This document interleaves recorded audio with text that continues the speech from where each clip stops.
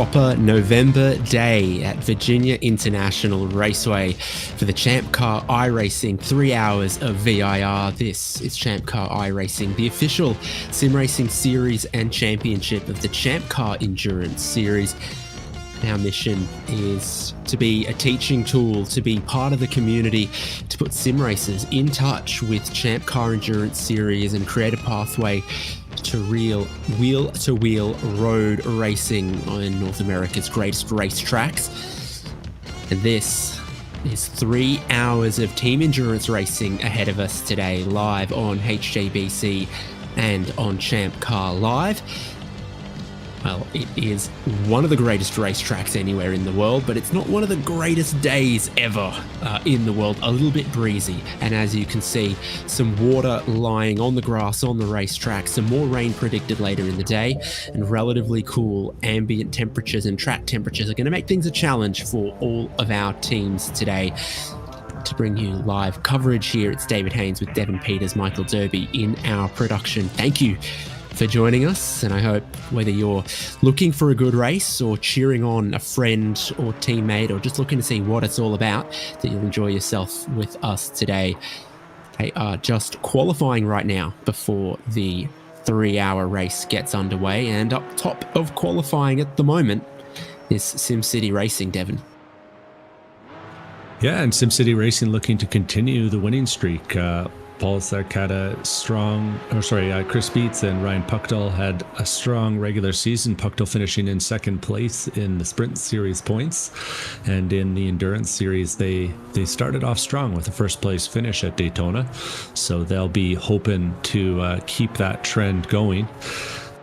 We'll see if any of our competitors today, though, can challenge them. Zach's Hitman Emporium, second place in the first round, and carrying on, looking pretty good out there today as well. Zachary Rubin in the car right now. And then always new faces coming to the series, and we've got some young ones. That is the young guns of Keegan Allen. A couple of go-kart racers from what I hear, and putting some solid laps down here, just bumping Zach's Hitman Emporium actually down to third place, so now running second overall in that number 3 car. I wonder if they fancy the Intimidator with a number like that. Rubber City Performance is running in 4th place right now, early in the qualifying session. That's a couple of longtime ChampCar Series veterans. Rubber City Performance has, I believe, Tim Wire behind the wheel right now, Ian Giebler, the other half of that team, and usually you see him in the Salem or the Summit Racing liveries, but the two of them out there today are wearing Tim's company colors. That's Rubber City Performance, and that's the team name there for them. Then in 5th place, we've got a team that is returning, but also a team that has a slightly changed name. Sebastian Day, the first Canadian in the field, is running today, and they're running 2430 Esports. I believe last time out they had a different name, Haynes. What was it? No. They were always 2430 Esports from round 1. It's just that in the pre-registration phase they changed their mind from Brigand Bros to 2430. Well, and the Brigand Bros and the 2430, they're both references to their go-kart background as well. So 2 out of our top 5 teams got a lot of Briggs and Stratton practice. So whether you're practicing on the sim or you're practicing on a go-kart, it's a good way to find some pace, it looks like. Next up in 6th, we've got the Backflip Boys of Alex Bueller and Co. And Alex Coffard. Of course, they're the Backflip Boys because all of them can do backflips except for Alexander Bueller. Yes, exactly right. Impressive athletics from at least 50% of the team there. Next up, we got Huge Ass, today piloted by, that looks like Alex Harrison. Too many Alexes in the HJ orbit, must be said. And they're out there putting in some laps, and wearing the HJ livery. You got to have the broadcast getting some sponsorship, looks on the cars. It's good. It's good for the brand. And then a couple other cars. Think Esports Motorsports has actually just bumped Team Huge Ass down to 8th. So Thonk Esports Motorsports, sorry, with Tyler Agostino at the wheel. And so that's that funky looking car right there, piloted by Tyler Agostino. And then we'll flip back over to Drivetrainer Motorsports. One of just 2 Drivetrainer cars registered today. This one is the Emerald Edition. They had to cannibalize one of their teams in order to make things work. Just like how Champ Cars usually cannibalize other cars sitting on the driveway. And so they're out today with Jake Van Hees at the wheel. Project Save the Stang is a project after our own heart, being piloted by Logan of the Sennhauser brothers. They're currently running in 10th, circulating and putting in some laps. And then we've got in 11th place, Legitimate Racing. And that's Sean Fritz and Trenton McMillan. They race a real world Mustang, so they're doing their part to save the Mustang, save the Stang as well. And I think this one also features the Eat More Miatas decal on the back, just like the real one. Does it have the little mustache? That's super important to me. Hey, that's a way to get votes from the commentary booth, is you're wearing a mustache. We'll have to get a better look later on. It do be Movember. It is November. And, it always is for you, though, it seems. Well, not always, but you grow a good one, better than me. If you know what you're good at, you got to keep to it. Nick Love is piloting the Love Racing 647 entry. He's behind the wheel during this qualifying session. Nick Love, longtime racer with the iRacing series and the Real World ChampCar series. Started in 2018. And I think he and Nick Love 4. Nick Love 4 is Papa, right? What's Papa Love's name? His dad. I'd have to be reading the correct part of the spreadsheet or remember what he told us the other day, 2 weeks ago at the first round, the 3 hours of Daytona. It's been a lot of miles since then, but I'm sure we'll get it right in a little bit here. In 13th place, we got Balthazar Motorworks putting in some qualifying laps. They're the red Porsche that you see here. Zach Balthazar, the namesake, is running right now. And you might notice Balthazar Motorworks BMW, they're traders. That's basically what you got to say here. But they're doing okay. Bill Woods, Justin Woods, we'll expect to see them out as well behind the wheel. Slowered expectations out there, lapping in 14th place with Andy Cossack. And it looks like he's incorporated a little bit of mint blue just to satisfy us after the last round. Usually he runs a mint blue vehicle. And 15th place, we got LF Racing. That's Edgar Fuentes, new entry for this season. LF Racing is Colin Lounsbury and Edgar Fuentes. Colin Lounsbury has been racing with us for a number of seasons, and we'll see what they are able to do with their first appearance of this endurance seasons. And then lapping in the back, we got Team Thomas Love with Charles Kowalczyk behind the wheel. Last minute entry, and I think they're finding their way around VIR. And it's a hard one out here in the rain as we see them take a little bit of dirt into the grill of that Porsche. Yeah, so no rain falling at the moment, but the track is clearly very wet. Everyone is on their wet tires, and it doesn't look like drying up entirely quickly. And it looks like I missed one. The producer's showing us. We got the other DTM team, DTM Carbon, lapping out there. So they're in the black and yellow Stang today. And DTM Carbon's going to have Bowie Suin and Kyle Shuck running today. Anyways, I'll let you carry on, Haynes. goodness if I could remember what I was talking about. Probably something about the weather, as we saw a bit of South Bend track expansion happening there. That, yeah, the sun sort of comes out in some little bits here. We'll see if the water moves particularly quickly, but then there is some more rain expected by about the halfway point of the race. When you look from on high, you're looking through a lot of spray and some low cloud, and some of it being lifted off the racetrack as well. Yeah, it's a challenging track in the wet, and you got to know where the high spots are and where the low spots are. They're not always where you expect them to be out here.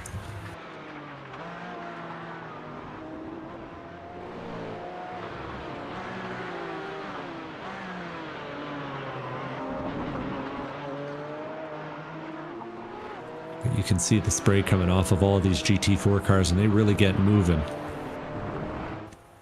as they come up the big straightaways, the intimidating straightaways, and into the sort of flowing corners here at VIR that pose a real challenge in the wet. Yeah, because sections like the lower S's and then the climbing S's here,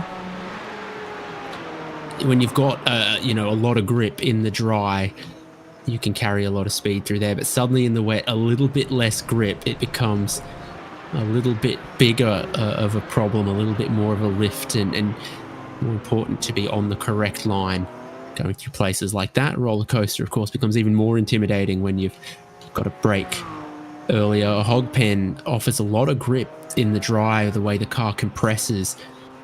But then in the wet, that's sort of where some of the water tends to puddle as well. So Edgar Fuentes has gotten into the LF Racing Porsche. It takes a while to build some tyre temperature in these conditions as well. Checkered flag's out, so if you're on a lap, that's it. And we're seeing one come to the end here. What I'm not seeing is anyone lighten up the timing sheets right now. So I'm not sure we'll see any movement here on the final lap. Practice that pit entry. That's a good idea. You'll get a penalty if your tyres go over the painted green and yellow. That's not it's an unsafe pit entry, so don't do it. And they are going to need to pit a bunch of times during this 3-hour race. Legitimate racing, using as much of the track as they dare get away with in their Ford Mustang. And then a long run to where the timing line is after pit road and underneath the flag stand, just about there for legitimate racing. And Trenton McMillan, that was just a subtle improvement right at the end. Project Save the Stang also. Logan Sennhauser goes a little bit quicker with a best of a 2:05.9. Nick Love through the hog pen, currently 13th. And a little wiggly on power to the exit. He needs to find about 0.3 of a second in his back pocket if he's going to jump up a spot. A bit more time and he could jump a couple more. And he doesn't.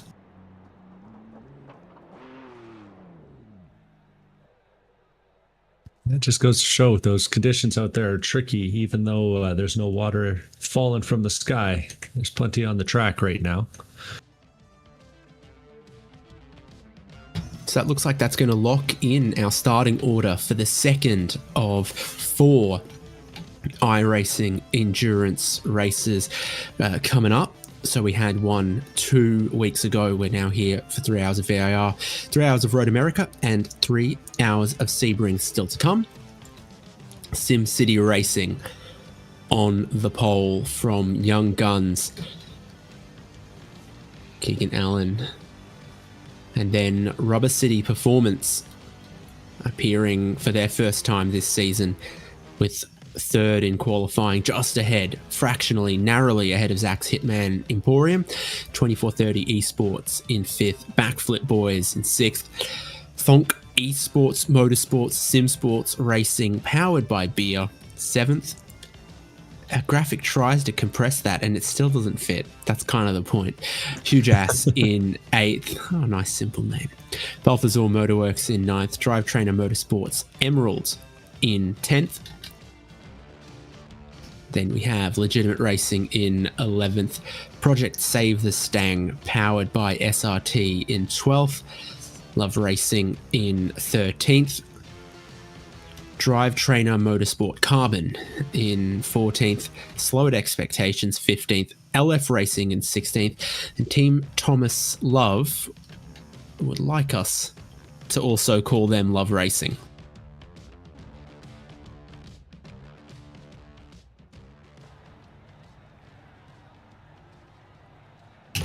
$17 cars lining up now in pit road for the formation lap behind the BMW M2 CS Racing pace car, which we may see again. Now, the driver that qualified doesn't necessarily need to be the driver who starts the race, and there are going to be a couple of changes, so that looks like Tim Wire, okay, going to start the third. 2430 Esports sort of deciding who's going to start that one there. Max Francischelli to start from 5th. Jake Van Hees has gotten into the Drive Trainer Motorsports number 4, and there's everyone ready to go. Where you qualify decides which pit stall you get.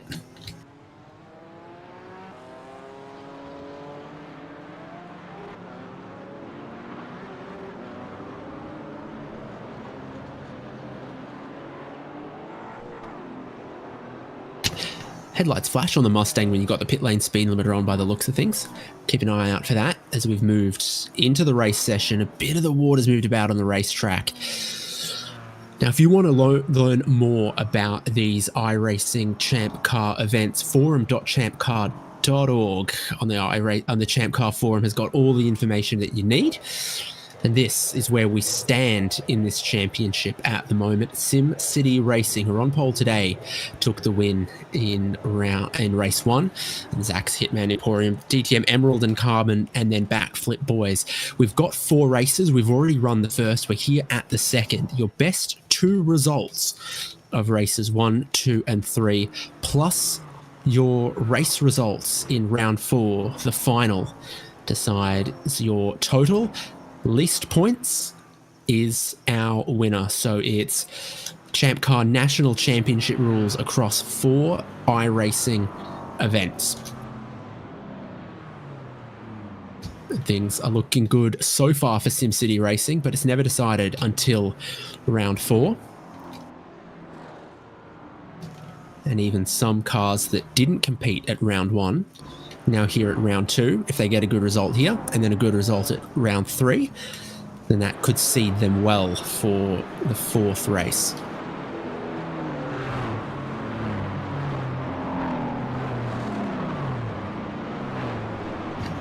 So pace car speed here is about 52 miles an hour. Pit lane speed is 50. We'll see if we see that safety car again at some point today, which we very well may. The track's a bit slippery right now. There is more rain to come, but it will dry up at least over the first sort of hour and a half. And I'm pretty sure everyone is on wet tires. But Legitimate Racing, I'm not sure about. Trenton McMillan might actually be on slicks back there in the Mustang. We'll see how that rear axle in particular behaves with dry tires.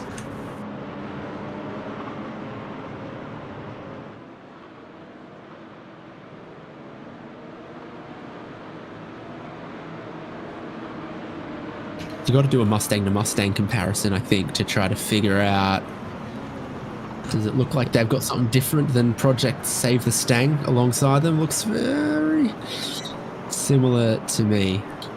We'll find out when this one gets underway because we're getting towards the end of the formation lap. We've got 3 hours ready to begin from VIR for the ChampCar iRacing. 3 hours of VIR. It's Porsches on the front row, SimCity Racing and Young Guns, but there's also BMWs and Mustangs in the field. There goes the safety car. The green flag is about to be waved. to Chris Beats. It's wet on that inside line. Now it goes, and so too do the racing cars down towards turn 1. They won't have much brake temperature or tire temperature, and you can see the spray. It is low grip conditions to get this underway. And the legitimate Mustang is not only staying on track, potentially moving forward. No, that might actually be on slick tires. Oh man, he had such a good braking move into turn 1. And it looked like it was going to work out, but just slowly starts to hydroplane about halfway around the corner, and that thing's facing the wrong way. He'll get underway again, but not before losing some time. I don't have my binoculars, so it's hard to work out exactly what tires are on that Mustang, if they're the same as the others. But that certainly looked like it could be a case of wrong tire for the conditions right now. No issues up front for Chris Beats as he leads us up through the S's. Zach Rubin in third is up a spot. Max Francischelli for 2430 Esports is up a spot because Rubber City Performance and Tim Wire just dropping back 2 spots off the race start. Top 3 starting to get away through the Oak Tree turn for the first time in the racing conditions. Missed that oak tree at the apex there, but the corner is still very formidable. Tightens from the first apex into the second, and your exit is critical on a Madison Avenue, the longest straight on the racetrack, heading towards VIR's famous roller coaster. Keegan Allen has a good run, and he is moving around in the spray in search of visibility, in search of grip, which is only just going to find in the braking zone to the roller coaster. Roller coaster scary every day, but in the rain, it's extra intimidating. We almost saw it take its first victim there.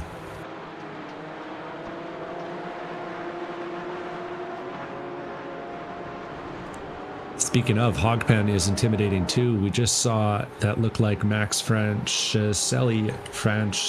You're going to have to help me with that one. Haynes from 2430 Esports take it extra wide through the mud, perhaps in honor of the hogs that used to live there.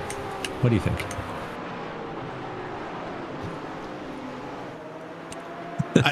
Sure. Yep.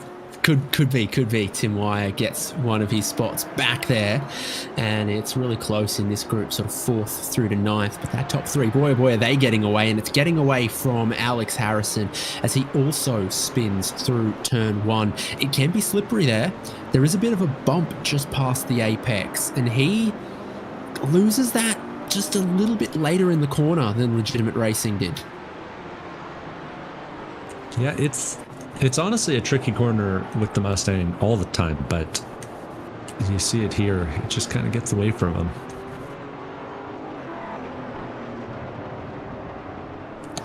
Maybe a suggestion off the road. Thomas Love is the iRacing name. And what they've given us on the document, he's made up a couple of spots post-qualifying. So he's just got ahead of Drive Trainer Motorsports and LF Racing. At the front, SimCity Racing is starting to build up a little bit of a gap. It was aided by Keegan Allen in the Young Gun car going and trying out the dirt on the way through Oak Tree. It's really easy to get too deep in there and to run it wide, but they did a good job of keeping it square as they re-entered, and a good braking zone here. I think Keegan's going to be real close again to Chris Beats. So no rain falling. Hasn't been any rain in quite some hours, but that track is still wet, and a cold November day means that the water is not in a hurry to go anywhere. The sun doesn't have the power that it does here during the middle of summer. And so almost everyone's still on their wet tires, but we might see that begin to change as the racetrack dries up. A hint of the sun right now for our leading drivers. Beats, I think, has gone a bit wide at turn 1 just then. Just out of frame. Yeah. Keegan Allen has gotten a whole lot closer. Yeah, I agree. Just 2 tires on the wet part. It's not really a dry line, but there's a drier line out there. And just 2 tires on the wetter part, and that was enough to send Beats wide. So Team Carl's done the same. At turn 1, they've just lost a couple of spots, so LF Racing's gone back ahead of them. It's just a case of in too hot. off the line in the puddle, and then the grass is mega slippery as well. Oh, and then Alex Harrison nearly did the very same as a lap ago. Rear stability, a struggle for the Mustang in the really tight turns. Legitimate Racing number 7 are on the pit lane, and the backflip boys are trying out a backflip. Bueller got that thing back under control. You see him re-entering slowly here, but he entered the upper S's, and oh boy, I don't know how he caught that. The wrong side of the flag stand. Yep. Nearly Sven Demmeled it just then. Nick Love's got a meatball flag for Love Racing 647, while Legitimate Racing have come to the pit lane to get a wet set of tyres installed. They were on slicks. It was the wrong choice. And is this going to be similar? A Porsche on the curb, climbing through the S's, you betcha. Spins to the opposite side, and that was nearly a backflip. Yeah, at least in the ChampCar iRacing series, you're not wrenching on that car. You're just getting a fresh one the first time. But with a long race ahead, these drivers will have to keep in mind. Keep that in mind. Chris Beats is running wide though again in turn 1. Really seeming to diamond that corner, while the young guns are preferring to keep it a little tighter.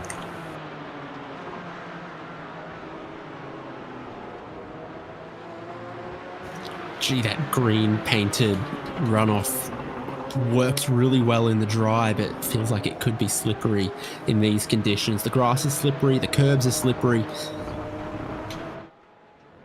Chris Beats is pushing on because Keegan Allen is keeping him under so much pressure in this race lead. Fastest lap of the race at the moment belongs to Keegan Allen because he was 1,000th of a second quicker than Chris Beats. So it's game on early in this 3 hours between SimCity Racing and Young Guns. Legitimate Racing are back out of the pit lane with wet tyres on. Trenton McMillan still driving. Nick Love has made it to pit lane with his damaged car. Barely. And he'll be very, very thankful for the repairs, but it's cost him a lot of time. Logan Sennhauser is the latest victim of the wet at the top of the hill. And actually, as he was going through the S's, it looks like that Project Save the Stang Mustang got loose and found the dirt. We'll keep the eyes on the battle, though.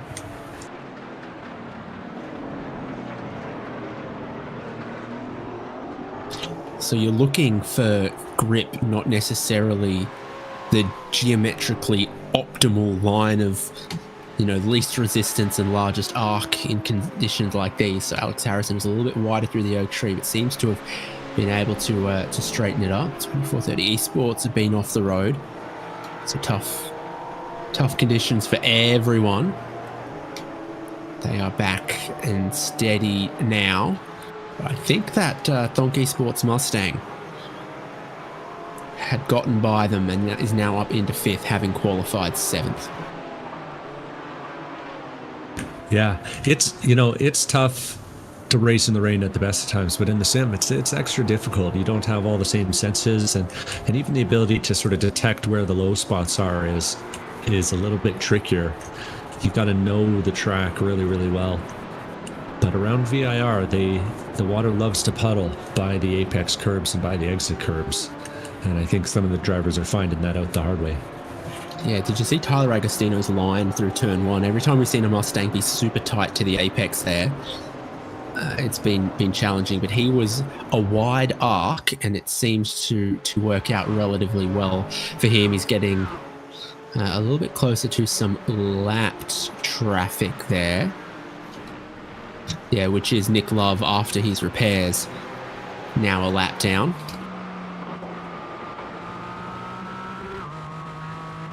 Yeah. Well, managing traffic always tough. I'm not sure that the Mustang's faster in a straight line. We'll have to see what the drag race looks like on the exit of the corner here. And then it gets close back there between 2430 Esports and Balthazar Motorworks. got much closer climbing up the S's and through South Bend, and then you've got to try to stay close through Oak Tree, which was then the challenge, and they didn't quite manage to keep the same pressure on. But it seems like you want to be cautious with those curbs going up through the S's. You don't quite want to go flat out through there. But Zach Balthazar is more comfortable with doing it than Francis Shelley is at the moment.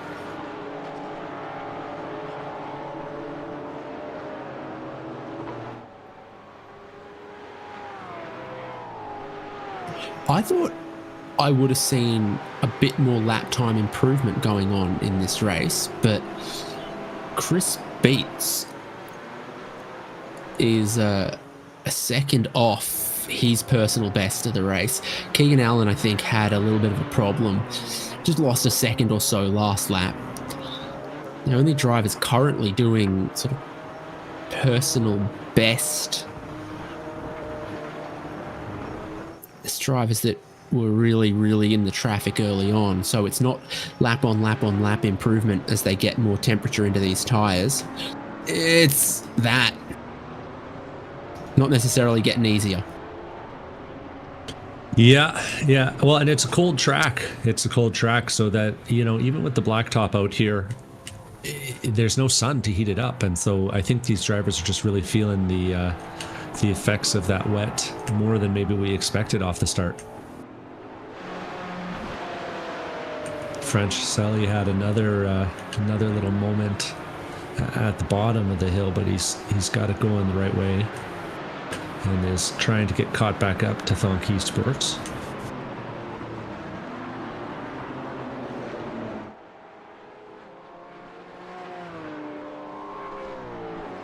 It's actually a little battle going on here for fifth place. I'd say Tyler Agostino at the front of the threesome with Nick Love a lap down up ahead of all of them. Luckily for Tyler, that Porsche does give a little bit of draft for that big hulking Mustang, which helps down the back straight. But you can see Franchiselli really nailing the entry into the roller coaster there.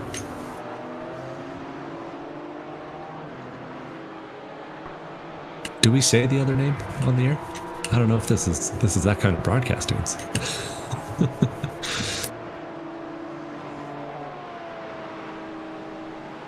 The one that's registered but not on track. What? Yeah, exactly. Oh, Franchiselli finds a puddle on the entry into one there.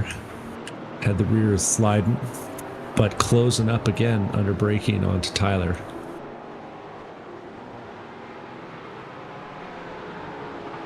You love wet racing. It just really amplifies every little input and every little phase of the corner as the drivers are out on track.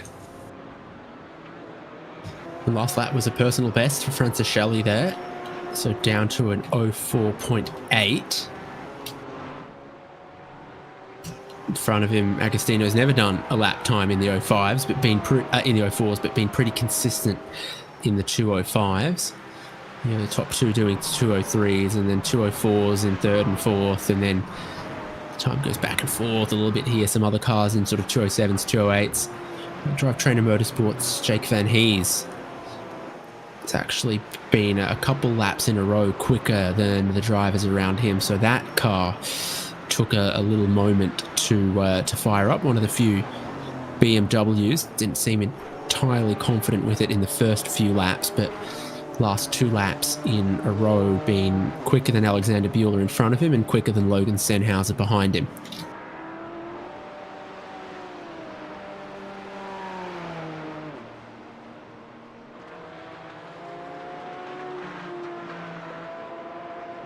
His race leader who's got 2 seconds in their pocket. And what parts of the racetrack are they looking for?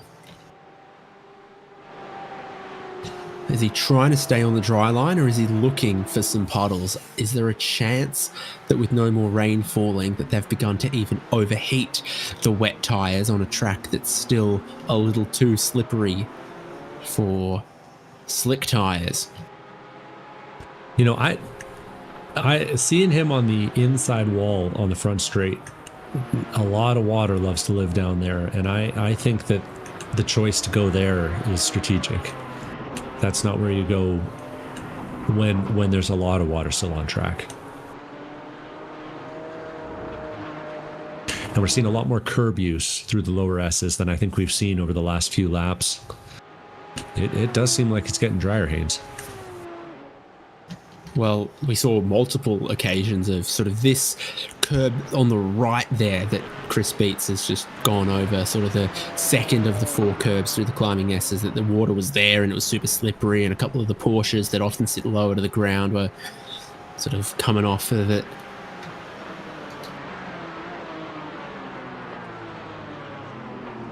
So, just as I said, Van Hees was beginning to catch backflip boys Alexander Bueller. He's gone and pulled out a new personal best.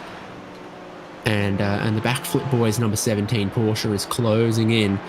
Balthazar Motorworks is run wide through South Bend, kick up through the grass, and we're going to be side by side heading into the oak tree. If you can find some grip around the outside, you'd love to use it. That's a really nice line from Bueller, but it's a scary place in the wet, especially to make an overtake on the outside.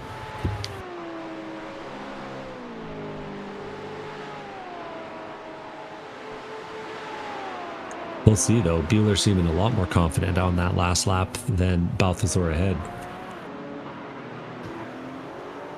Now, it feels like it's often said that in dry conditions for the dry tyres, the best tyre pressure is as low as you can get away with, but that it's a bit more complicated in the wet because a high starting pressure can be good for a couple of laps and then it's not so good, and then the low starting pressure might eventually come back towards you, and that might be some of the difference that we begin to see now, is that some of the cars that looked difficult to control initially, the longer this goes on and the longer the run is and the track begins to dry out, they might come good again. So this backflip boys car did not like the curb or the wet at all early on, but now looks better. And then this battle for 7th, 8th, there's suddenly a battle for 6th, 7th, 8th, because Max has just had another moment in turn 1 and has brought himself back into the picture for these two.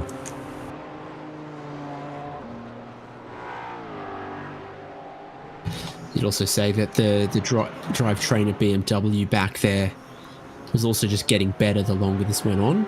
It's gotten closer again here with our leaders. 203s, but a little bit of time lost by Chris Beats. Keegan Allen goes from about 3 seconds back a couple laps ago to 1.7 back now.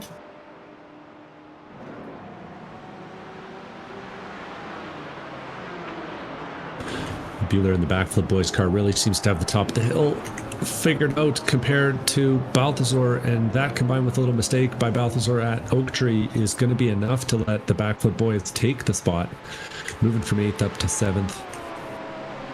Oh, it's just getting a quarter of an inch of the tyres into the grass, and then there goes the grip. And down the inside went Alexander Bueller. The backflip boys are back up into 7th, heading towards the roller coaster. Zach's Hitman Emporium running in 3rd have been just a little bit off the road somewhere. Perhaps it was at the roller coaster. It's going to cost them some time on this lap, and you can see that Rubber City Performance is not too far behind them. So it would ordinarily be a 204, becomes a 207 this lap for Zachary Rubin. And is there damage on the front left? Just a tiny, tiny bit? Or am I imagining things? Hard to know. Maybe I'm imagining things. Might just be some grass on there. Hard to say, Haynes. Next time when I use my imagination, I'll imagine something way more exciting. Back in that battle for 7th, 8th place, Bueller ran it about as wide as you can run it in turn number 1. Got the left front onto the white paint on the outside of the first corner, but managed to keep it on track and just lose tenths rather than seconds. Not sure we've seen the end of that one just yet.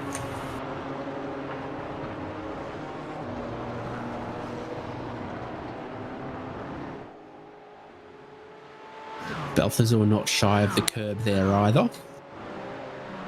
A bit of a puddle on the driver's right just before they go into these S's.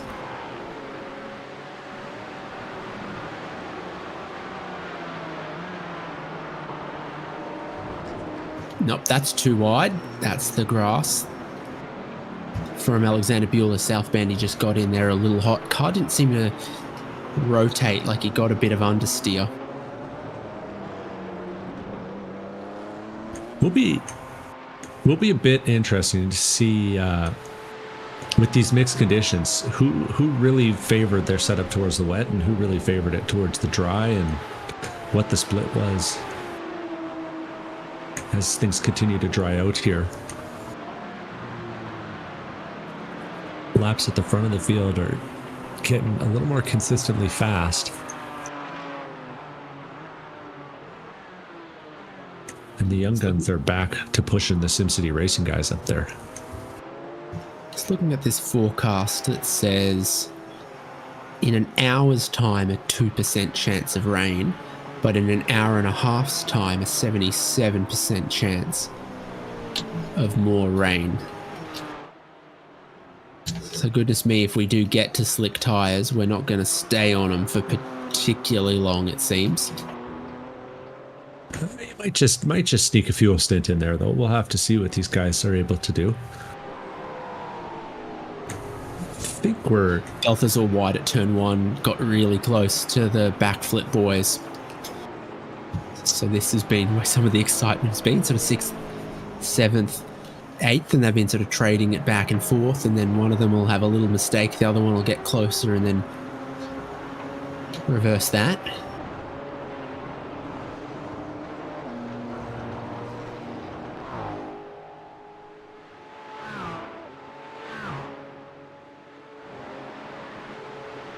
Drive Trainer Motorsports 23 also beginning to pick up a little bit of pace, so too do the young guns in second place, but this is Bowie Sewin getting closer to Colin Lounsbury last lap in 11th and 12th. Yeah, the young guns have just put back-to-back purple sectors in. I think that's what you're correctly reading, so they're under pressure. This is on board with the Mustang heading uphill, curbs, steering. Oh, off the road in front of us, so that's an opportunity for Bowie Sewin to get down the inside here at Oak Tree.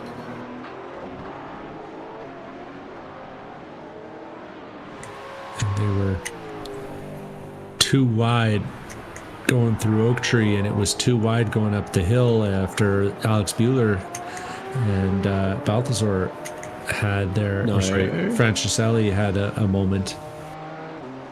And we'll get to see this replay of the two of them going all the way down this big long back straight and too wide into roller coaster, which is sketchy all the time, especially in the wet.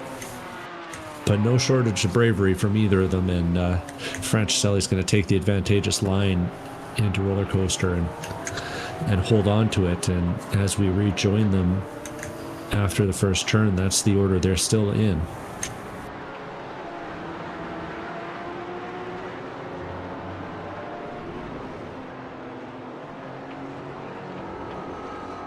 But all throughout the field, we're starting to see personal bests popping up.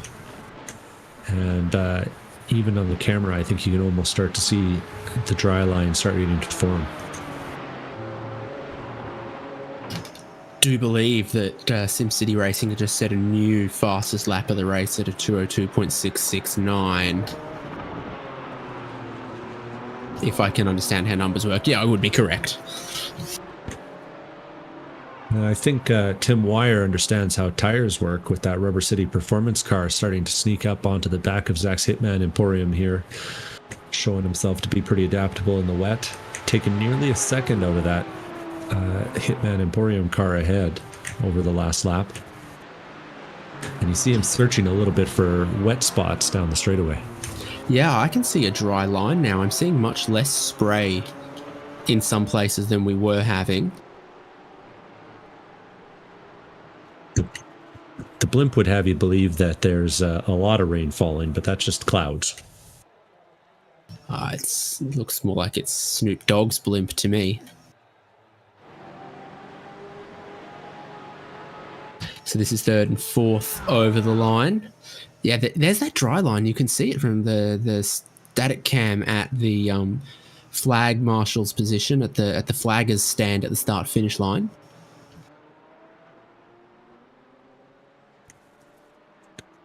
Bringing a lot of these battles back together, Devon.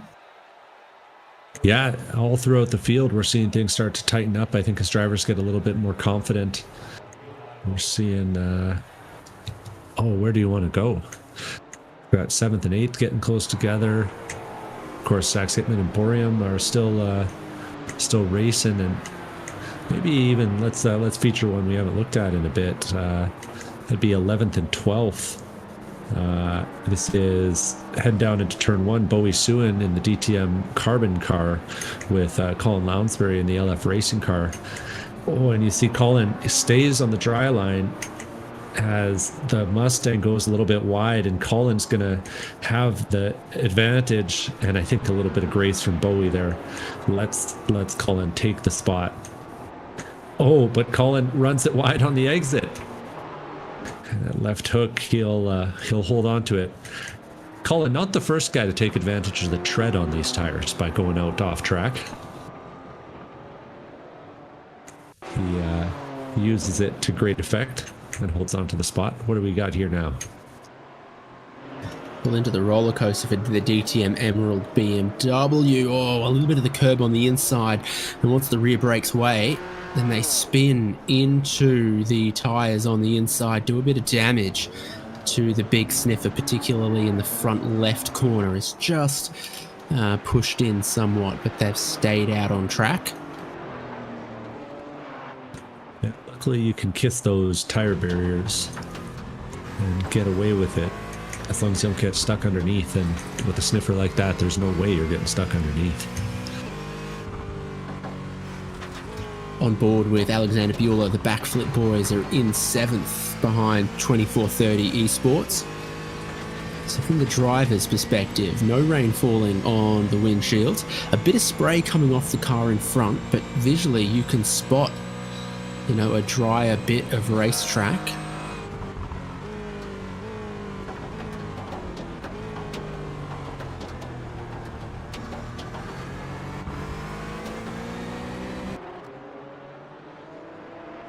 Yeah, French Sally's still holding off Bueller, but it's tighter than ever this time through NASCAR.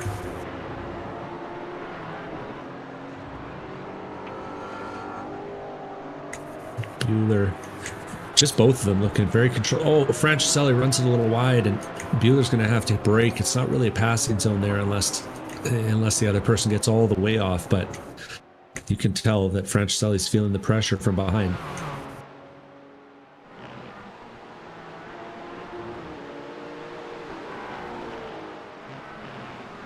Whoa, over the curbs, bouncing, getting a slide, kicking up extra moisture, Max Francischelli under all sorts of pressure through Oak Tree, which has been one of the challenging corners. Alexander Bueller just a little quicker through there that time, but it became single line into the Oak Tree. Big wide line, but then there's not a lot of grip in the traction in the green concrete. Second place has been off the road as the drivers continue to explore in search of new grip on a drying track that still holds a couple of pitfalls, damp curbs, slippery grass, and Devon. Yeah, we'll see it here. It's maybe some of that young inexperience just showing its head a little smidge offline, and frankly, Keegan Allen's done a great job keeping it off the wall and rejoining, but that has taken the lead out front from 1 second up to 8. I'd say he did a great job of keeping it out of the wall and a iffier job of rejoining, but that was so close to being a replay of Nick Love. Colin Lounsbury in the other white Porsche has just had a moment and continues to have a moment We'll see. Colin here, as he comes towards roller coaster, turns in, and we've seen this a few times. Folks just start to lose it as they gas it up coming down the hill, and that inner barrier there is getting a workout.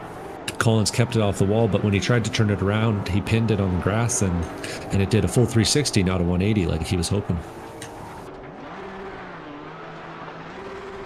Well, he knows where his traction control switch is, but he needs to know how to turn it back on.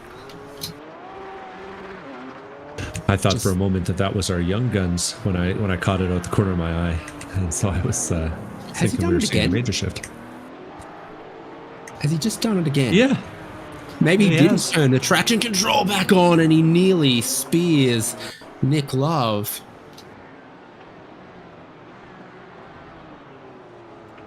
I wonder if he's accidentally turned it off. Because it's off at that point, because otherwise you can't do burnouts with the traction control engaged. It just doesn't happen. So he's got no control.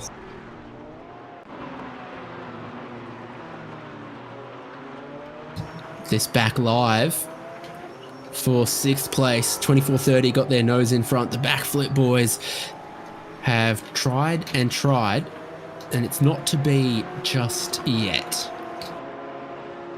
New fastest lap of the race comes in from SimCity Racing as well. So finally now the track again is getting quicker. There's a switch from Bueller from the right-hand side of the road to the left. Finds a wet patch there that'll kick up a bit of spray and cool off his tyres. But is there grip there to try to outbrake and then turn in? No, not quite. Yeah, anyone who knows VIR knows that isn't a wide part of the track at Hogpen there, and that was it's impressive stuff to try and go through there too wide. Bueller is pulling every trick in the book to try and make this pass right now.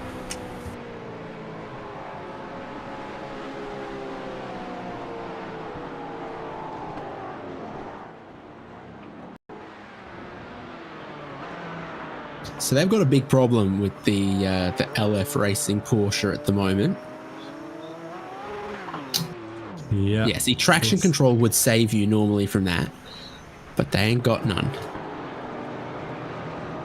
Yeah, I'd say that's not working too well for him. Alex Harrison goes past Andrew Kosick, the huge-ass Mustang, ahead of slower expectations Porsche Cayman, and Legitimate Racing, having started on slicks, moved to wet tyres, are 1 lap down. But moving along very nicely. Last lap with a 204.8.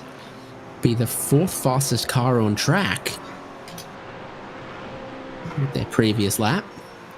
So it's a car with some promise, but a tactical blunder or a mistake at the start of the race cost them a lot of time.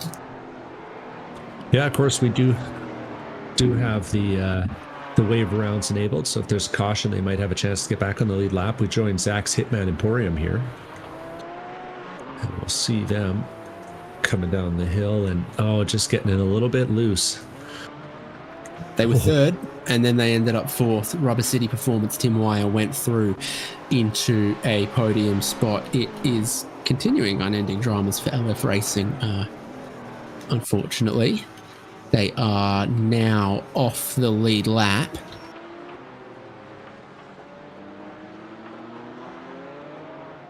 Whee! Yeah.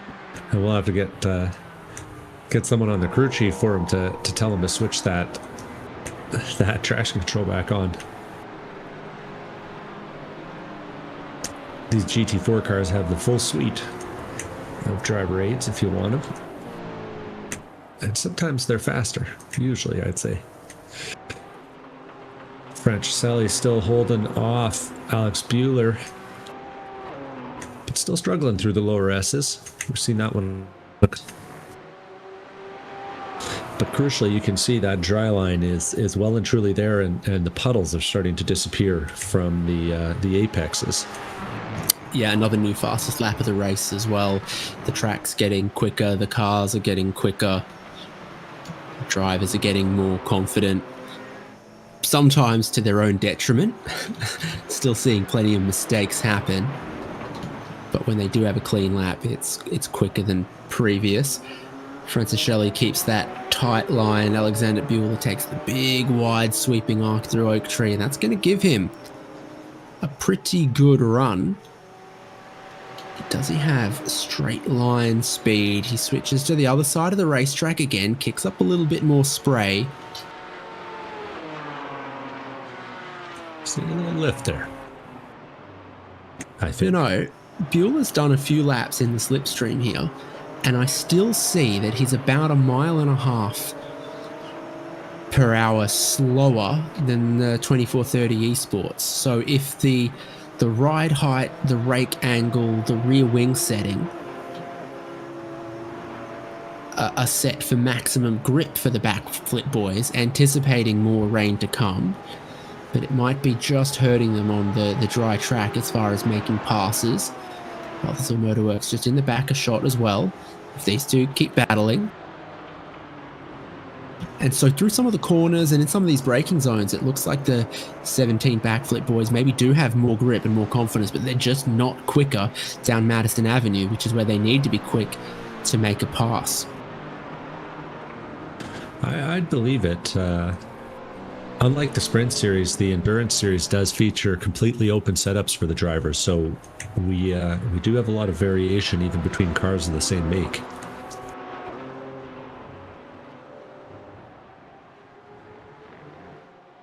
One of the variation we had is every Mustang decided to start on wet tyres except Legitimate Racing, so that made a big difference too.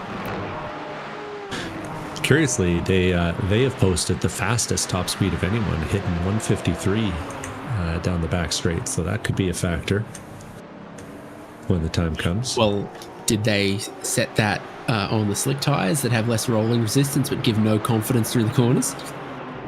It's a great question. It's a great question. We'll have to keep an eye on it.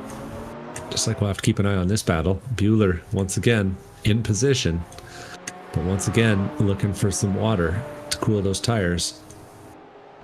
And this time being followed out into the wet by Franciscelli, who's maybe giving up the inside line and roller coaster. Outside turns the inside.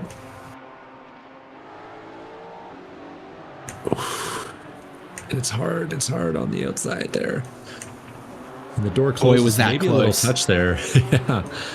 If it wasn't a touch of the models, it might have been a touch from netcode.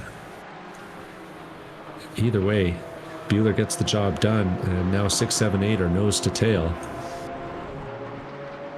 With Bueller running wide on the exit of Hogpen. And maybe Zach Balthasar with the run on all three of them. Yeah, personal best last lap from Zach Balthasar. Now he's about to complete another lap with a little bit of slipstream and resets his personal best again. So suddenly he's on, looking to the inside of one. If you go a little bit off the normal racing line, there can be some good braking grip on that slightly tighter line. He goes past. So Backflip Boys and Balthasar Motorworks both move ahead of 24:30. In third and fourth, we saw Zachary Rubin slide off the track a couple of laps ago, giving up third place, but now he's back in pursuit of it, getting ever closer to Tim Wire. Last lap was a personal best for Rubin.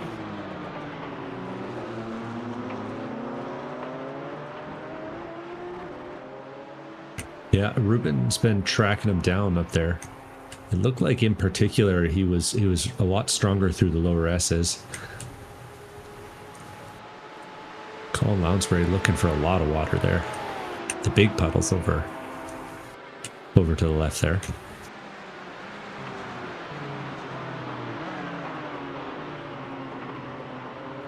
For the data nerds out there, I think our track temperature is just starting to creep up. Oh, Colin Lounsbury's running a little wide. He's trying to get out of the way, biting that blue flag. Zach and Tim both jump the inside curb at Hogpen. Real big that time by. Can I offer you another new fastest lap of the race from SimCity Racing? Can I offer you a battle for third position? Tim Wire on the conventional racing line. Zachary Rubin looking to the inside of one. There's good braking performance there, and he does get back into third place. You can tell Tim's done some laps around VIR. He doubled back and did the over-under, but right as he got to the puddle, you could hear the change in engine note. He went from full throttle to part throttle to full throttle again as he crossed the apex, because there's a puddle that just lingers there at turn number 1.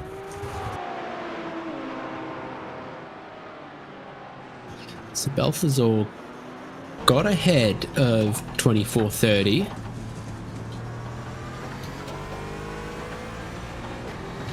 And my goodness, these guys have just done 206s, and Alexander Bueller, having struggled so hard to get past Max Francischelli, has just put down a 201.96 to almost be the fastest car on the track now, matching Chris Beats' lap time of a 201.9 basically. So this feels like a car that might be incredibly quick, but not in a straight line, not in the traffic, and they've found a sweet spot right now. Not afraid of the curbs anymore. Yeah, about 9-10 seconds up the road till the next car on track, but if he keeps up this pace, he'll be seeing Tyler Agostino in that Thonk Motorsports car really soon. Easy to spot on a dark and gloomy day, that psychedelic Mustang.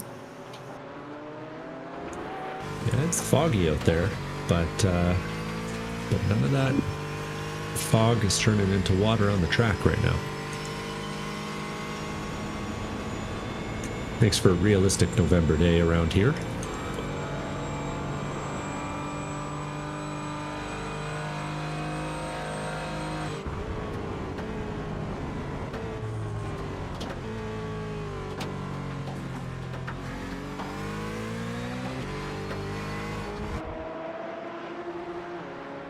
Wow, now Zach's Hitman Emporium nip the fastest lap of the race. Backflip boys are about to cross the start-finish line, and no, still a 201.9, so back-to-back laps in the 01.9. No idea what amounts to a crossover in this, but if on wet tyres they get underneath 2 minutes, you start to think that, yeah, slicks could work. There's a lot of dry spots on this track. I'm trying to find a corner where there isn't one. But if you were going off fuel math, these things, they usually like to do around 45 minutes, isn't that right? So are they maybe pushing? Not sure exactly what the fuel times would look like here at VIR. We'll get an indication in a little bit, I suspect, but I wonder if these drivers are just thinking, let's run the full tank. Yeah, in the wet, VIR is a slightly different proposition than in the dry at Daytona. Mm-hmm. So it'll be curious to see. But you might almost be getting to a place where even with the overcast skies and the gloomy look, cold track, that you'd be better off on slicks. Be interesting to see who the first ones to test it are.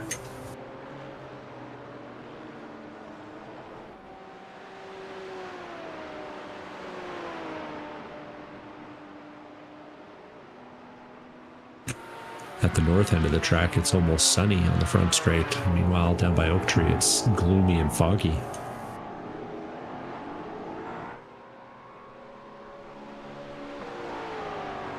Another fastest lap of the race.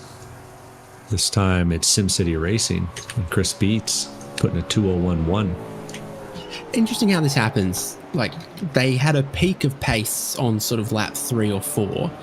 Almost everyone kind of dropped away for about 10 or 12 laps, and then we've come back to the speed ramping up, and it's become a frenzy now of lap times tumbling in the last 5 laps or so. I think they're going to keep tumbling at this rate. SimCity Racing's gone 2 for 3 with purple sectors already on this lap. 7 sectors around the lap here, 6 sectors around the lap here at VIR. So this is Big Mustang versus Big Mustang. Lurid slide out of turn one. So hard to catch from Logan Sennhauser. Project Save the Stang. Yes, with some steering correction for the number 13. 23 Drivetrainer Motorsports car of Bowie Suin looks far more planted and in control, and it also looks faster. Bowie has a C5. Oh, so that might be our crossover. I'm going to say Bowie has a C5 Corvette that he tracks in the real world, so I have a feeling that he's not afraid of a little bit of wheel spin. And as we're watching the leader roll down pit lane, they're nose to tail through the upper S's. Drivetrainer Motorsports and Project Save the Stang. And it looks like 4 tires and some fuel for our leader. Looks like 4 slick tires as Chris Beats stays in the SimCity Racing 71. Tim Wire brings Rubber City Performance in, and we'll see what performance rubber he goes for. LF Racing are in as well. So it's about pit stop time. We've just gone past 45 minutes of racing. If you take the 3-hour, 180-minute race and you divide it into 4 equal stints, then you would be making a pit stop every 45 minutes. We've just gone past that. We're starting to see a whole handful of pit stops. I'll try to keep you updated on who's doing what with the tyres, but this could be a tough outlap for Chris Beats. Tim Wire and Bueller doesn't say anything different. Agostino and Bueller hitting the lane for their respective cars. A couple drivers opting to push it a little longer.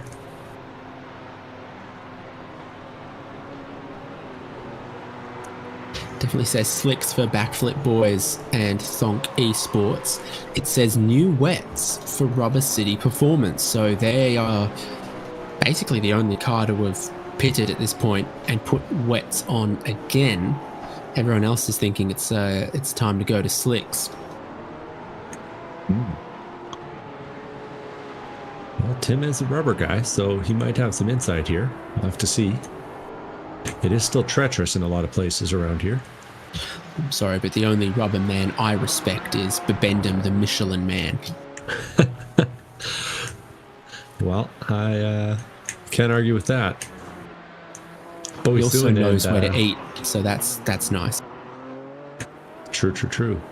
Logan Sennhauser and Bowie Suin are still racing with each other as our inherited leader, the Young Guns, now taking the lane along with second place on track, third place overall, Zach's Hitman Emporium.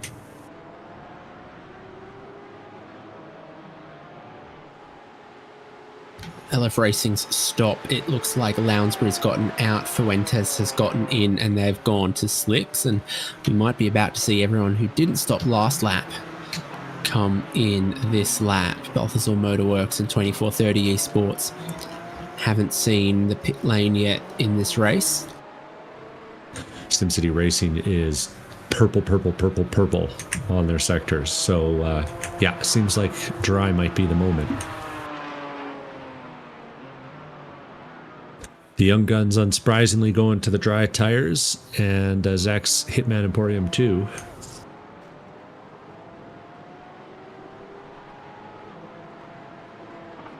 Just got to keep an eye on lap times for Tim Wire in Rubber City Performance then, if he is one of them that have bucked the trend. It's 2430 just coming in for their stop. Drivetrainer Motorsports. Young Guns made a driver change, so Cash Savage gets in. The other half of Young Guns Performance. And Edgar Fuentes in that LF Racing car has pointed it the wrong way again. I think that car is just handling real bad for him out there. But he carries on past the pit lane, and we got a lot of cars on the lane now. We've seen everyone except Thomas Love and Alex Harrison. Well, there definitely is some damage on the front left of Drivetrainer Motorsports Carbon. They have made no adjustments about it. Yeah, those fast repairs could be valuable come later in the race, so I'm not sure I would be using it at this point if I didn't have to. Balthazar and Sebastian Day now having a little clash here as Balthazar gets pushed wide and just an inch off into the wet, and you're 2 feet off into the wet. And as Sebastian Day goes by the inside there.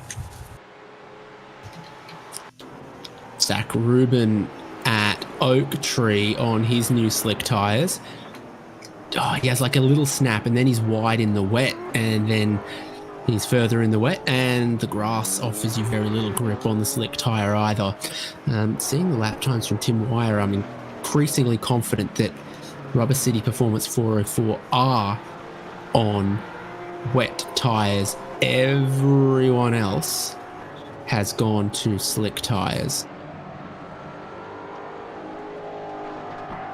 So Alex Harrison, what fuel tank have they got in that thing? He's going for another lap. He hasn't stopped yet, so he's still on the wet tires that he started the race with.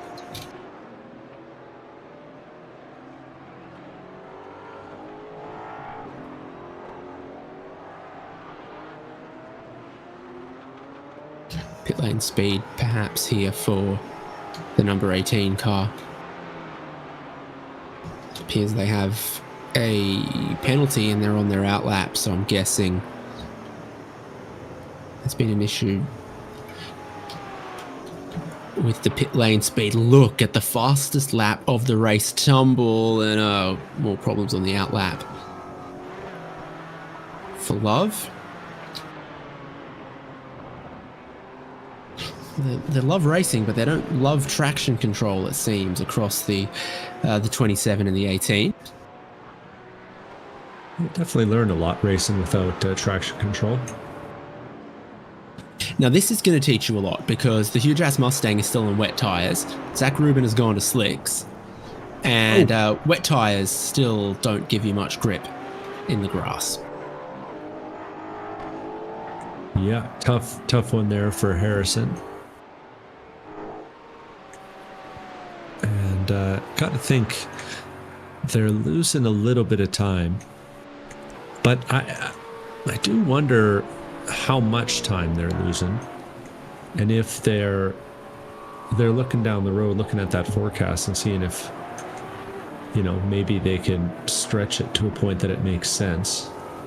In sim we're about 10:20, and in about 45 minutes the forecast starts to say it might get a little bit wet. So if you were trying to stretch so that you could time your fuel stop up with the next arrival of rain in the forecast, it would make sense to pit around now, and we're seeing that from Legitimate Racing and Huge Ass.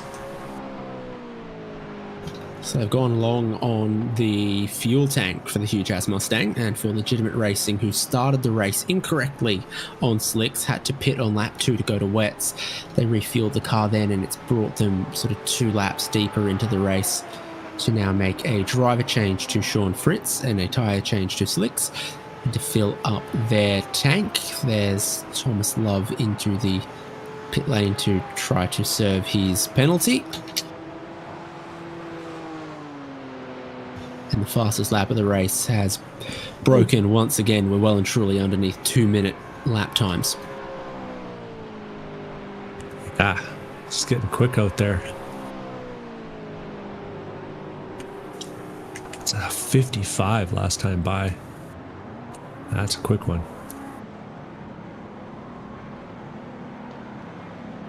Now, while it looks like it's going to be close between Harrison and Fritz exiting pit lane, the Legitimate Racing car is actually, in fact, a lap down.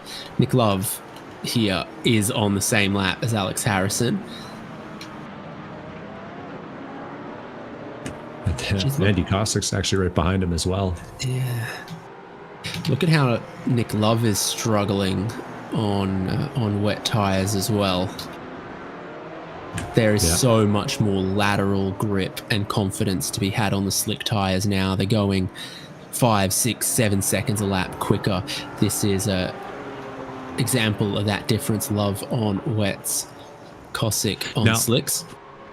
We did see at Daytona a couple of drivers having issues with the interface and selecting the wrong tire by accident. We heard some stories about that, so we do have to factor in that might be the case for a couple of these cars that stayed on wets. Well, it's not the case for Nick Love because he hasn't pitted. Yeah. Second pit stop because he crashed on lap 3. Fair enough. Fair enough. There goes the leader, Chris Beats, putting a lap on these guys. So this probably is not going to reset the fastest lap of the race in that traffic. Problems for Zach's Hitman Emporium. Zachary Rubin touches the inside curb, hits the bump, and gets a slide. Yep. Just cost some time. Luckily, no bumpers, but time matters in a big, long race like this.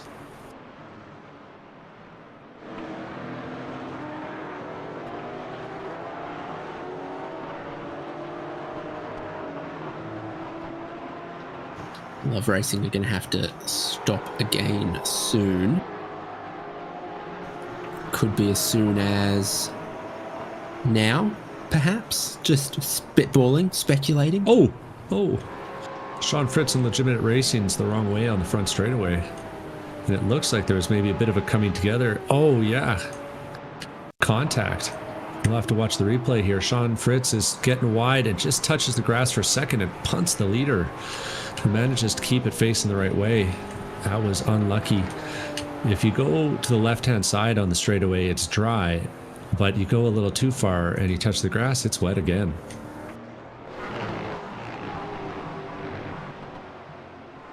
Luckily, it looks like our leader's been able to carry on, but we'll have to see if that damage comes to bite him.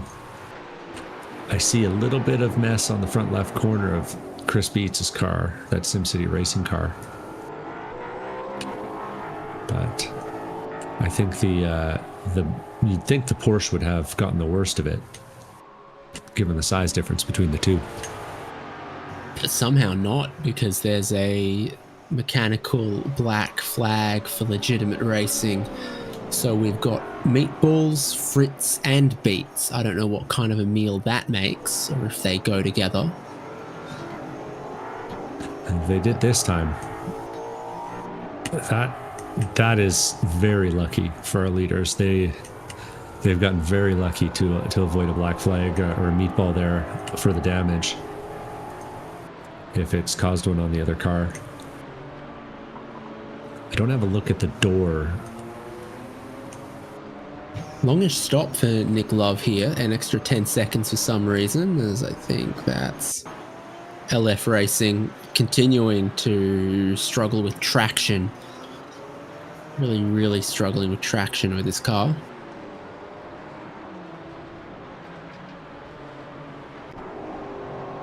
And somehow, it looks like it's just the front left corner on the leader. I'm still blown away by that. What do we got here, Haynes?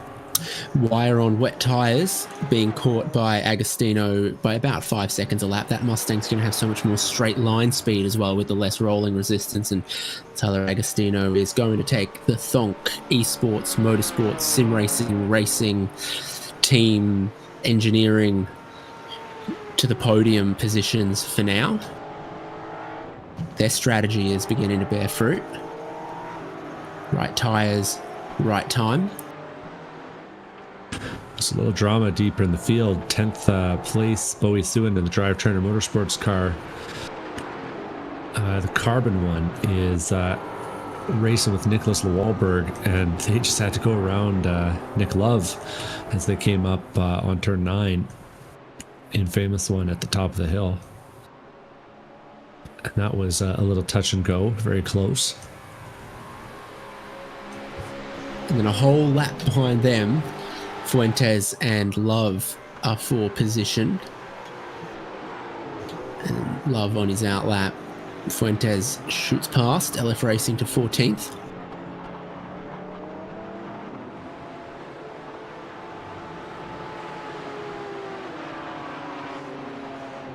So that's now everyone on slick tyres except for Tim Wire. Your top 10 are all sort of doing minute 55s, and Tim Wire's just done a 2:02. So it's becoming It's becoming costly. Zach Rubin's going to get him in the next, I was going to say lap, but probably next 20 seconds. Such is the pace difference. And then you'd expect Backflip Boys to get him in about 2 laps. There's the pace difference. It's catching Zach Rubin by surprise. He's like, oh, that's your pace through the corners. Yeah. And I got to think those tires are just hot as the sun at this point for Tim Wire. It's tough, but when you're caught out on the wrong ones, there's not a lot you can do at this point. At 7 seconds a lap, I almost wonder if it's pit stop.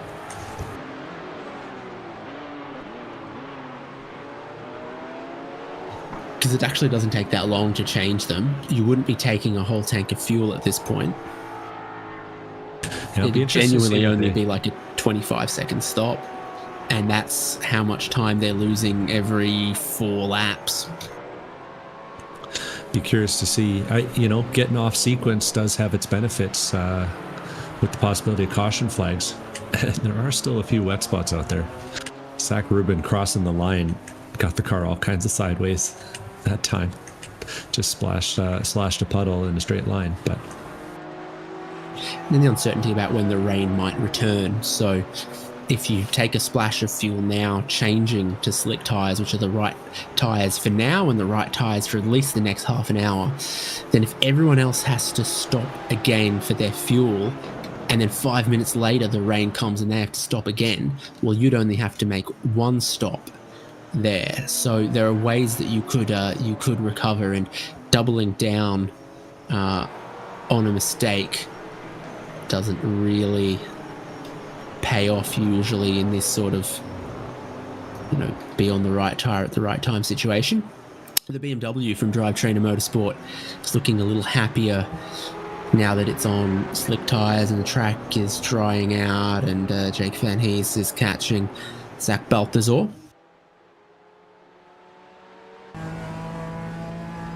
yeah.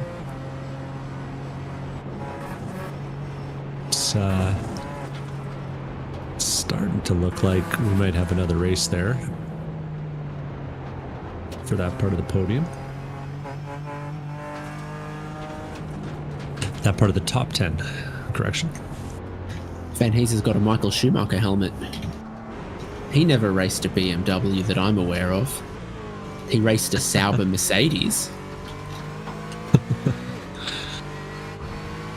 He raced a Jordan, Benetton, Ferrari, Mercedes. Not a BMW. Did Schumacher ever put any laps in at VIR? That's the real question. Well, he did live in Texas for a while. And I believe he still does. Does? No, he lives in Switzerland now. I was to say, I have a good buddy who's just up the road from that estate. And he sends me pictures of the memorabilia collected in that house, and it is very, very envy-inducing, I gotta say.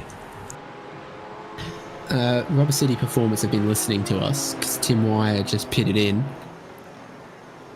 And with 2 hours left in this race, he's going to get the right tyres for now, if not the right tyres forever. BMW alongside Porsche as Balthazar Motorworks still just remain ahead of Drivetrainer Motorsport. It's close. Oh. Or don't go wide and into the wet. Oh, that doesn't work on these tyres. So it's a narrow racing line that is super grippy, but it's a narrow line of grip.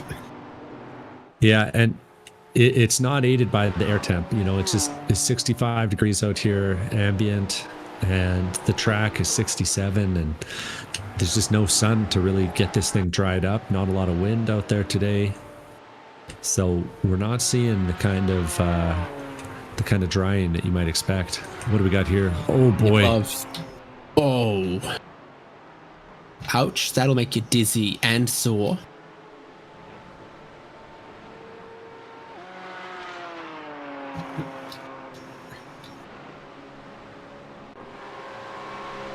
He's rolling it around Hogpen and limping it back to the pit lane right now, we're seeing. And And he's going to continue on, actually, another lap. I guess the radiators are somehow still intact. I think he thought he was going to get an unsafe pit entry. The front left tire is bad. It was a massive, massive crash. He does have a meatball flag, but I think because where he was on track, if he turned to pit entry, might have gotten the unsafe pit entry, which would have held him a little bit of extra time. Big crash by hitting the white line. Here's Tim Wire, who's gone to slicks, hasn't got the temperature in him just yet, and then he hops too much curb on cold tires. Even when there's no water on the track, that can be a bad idea. Oh, we're seeing them spinning all over the place. Sean Fritz in Legitimate Racing is the wrong way now at NASCAR, or at Left Hook, rather. And I think the added speed and the very narrow dry line is starting to catch people out. You see it here from Fritz. And he puts that cow out to pasture very briefly. Yeah, I was thinking it was grazing.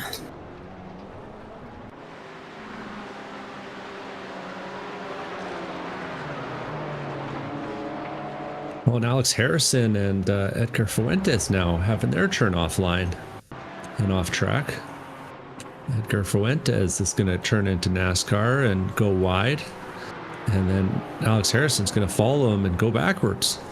Yeah, I was about to say Harrison was going to be lapping him, but there's no issues there other than Alex Harrison also being too exuberant and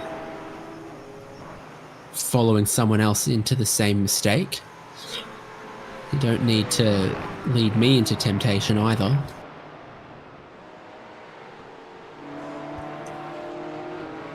Means Andy Kossik's just behind him. And Jake Van Hees is just behind Zach Balthazar again.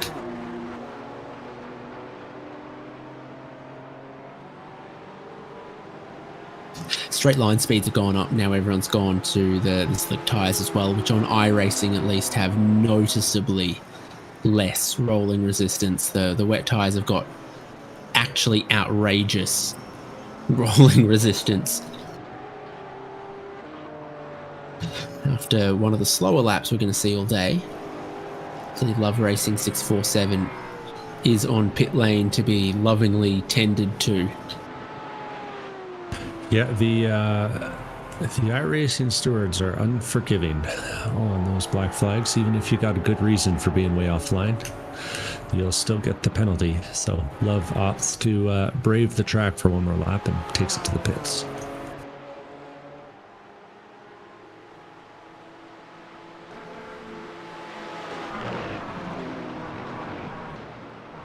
Well, there are still puddles to be found, but the racing line is dry and cool and grippy. The grass is not, but Van Hees is committed to a fault.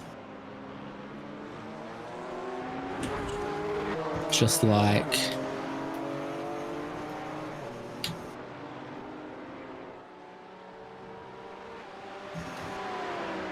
no, never mind.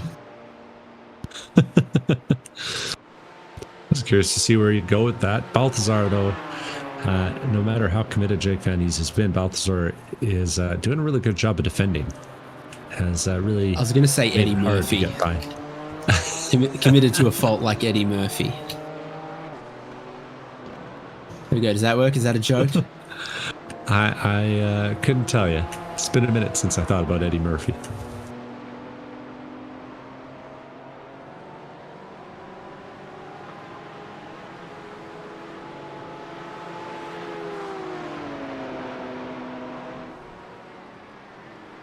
Oh, Nick Luff is way off the track again.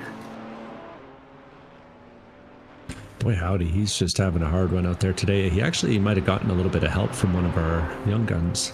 Yeah. You know what? I think he was starting to slide beforehand. It's hard to say if that was netcode or if that was the real deal.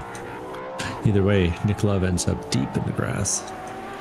And a couple cars have to take evasive action. That was Zach Rubin in the Hitman Emporium car having to dodge on the exit. And Balthazar under even more pressure. You see the headlights flashing there from Jake Farheath. He wants to get by. Chris was not that far away. Oh, that's wide from Balthazar. Everyone's doing it. I mean, Van Hees did it the other lap. Someone's got to tell them they took the tread off the tires. It's not fast out there anymore.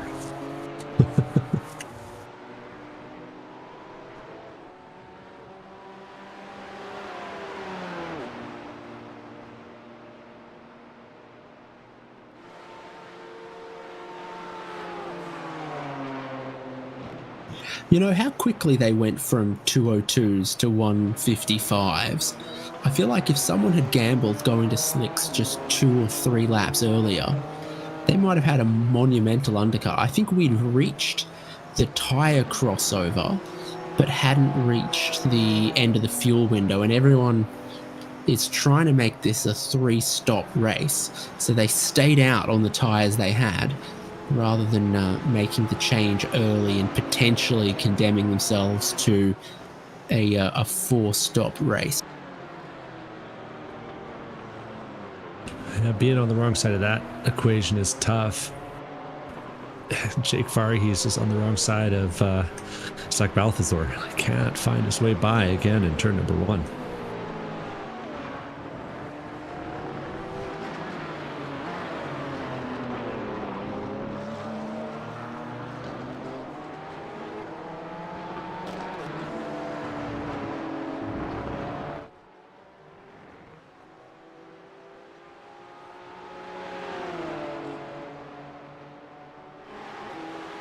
Jake's making his first start of the season. Oh, we got the sponsor car off. Oh boy. Did clip the wall. Sketchy. Yeah, I'm not sure what prompted all that. So Alex Harrison is behind. Is that LF Racing, the 27? Yeah, takes some evasive action and trying to get the car pointed the right way, and just I'm not even sure he clips the tire wall, but gets on the very slick spot of that yellow paint. And I think he does. Yeah, he's cranking the wheel way left, and he's hydroplaning straight at the barrier, and goes for a wild ride. He's cost himself a little bit of time and a position. The Rubber City Performance guys have gone past him for 13th or 12th place.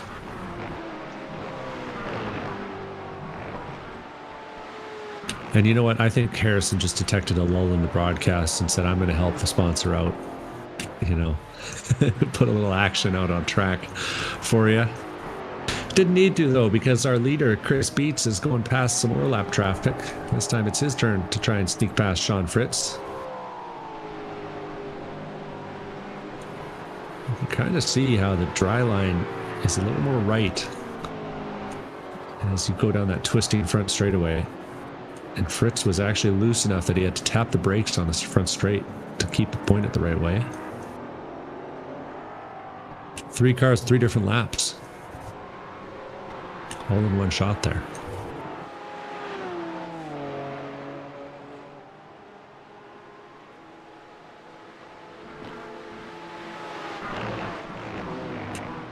Back with Zach Balthazar and Jake Farhees, these two never going to give it up. At least as long as Farhees is behind. He tries the wide exit out of 9 this time. And he closes up, but he runs it a little wide. That oak tree, and it's so tempting to just roll that extra mile an hour of speed, but it puts you out of position and makes you late to apex at oak tree on the entry there, and it costs him down the straightaway.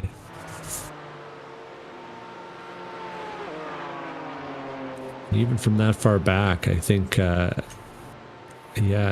Farhees is not even gaining an extra mile an hour down that straightaway from the draft. 2 of them coming up now on Nick Love and the Love Racing car. I'll be looking to get by quickly. Balthasar does. Oh, no. And gets taken out by Papa Love.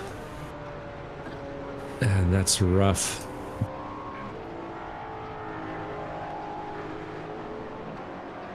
Balthasar is going to brave the pit lane immediately with what I gotta assume is some damage. Just going to take an improper entry as well.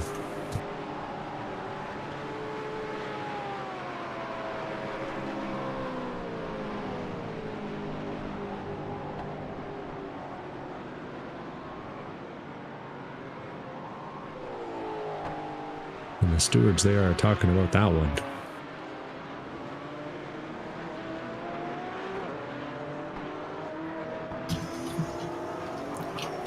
Clumsy and unnecessary, you would think. I just saw Sean Fritz take another slide in that Mustang too. Two of them are struggling out there. You'll see it here. He takes a slide and he's actually nearly joined by Nick Love 4 in that Porsche. Yeah, Love Racing 647 was already out there and he almost rolled backwards out into him. So there's yet again more damage. Car that doesn't want to turn left. The other the other Love car has an issue. It's Team Thomas Love this time, who has an issue at Oak Tree. Keeps it off the wall, but runs it wide himself. Bad lap for the Love crew.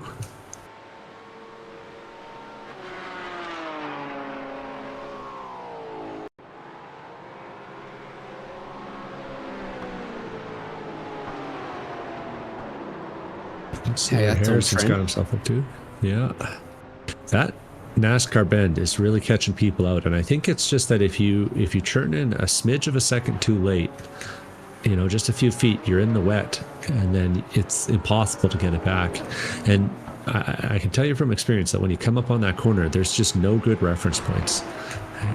It's almost impossible to see where you need to turn it in.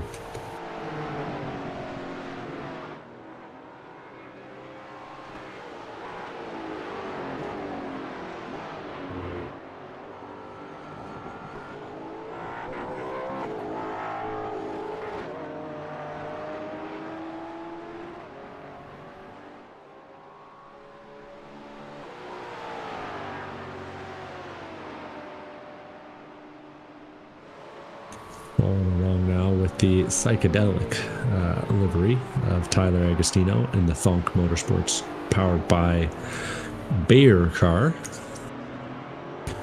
These folks race regularly in the Beer League series. They have a great time.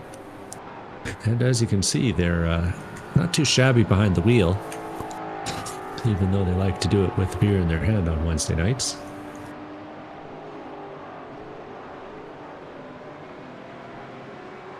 And you can see in the background Zach Rubin in the Hitman Emporium car trying to chase him down. Gained a few tenths on the last lap, but gonna have to do a little better than that.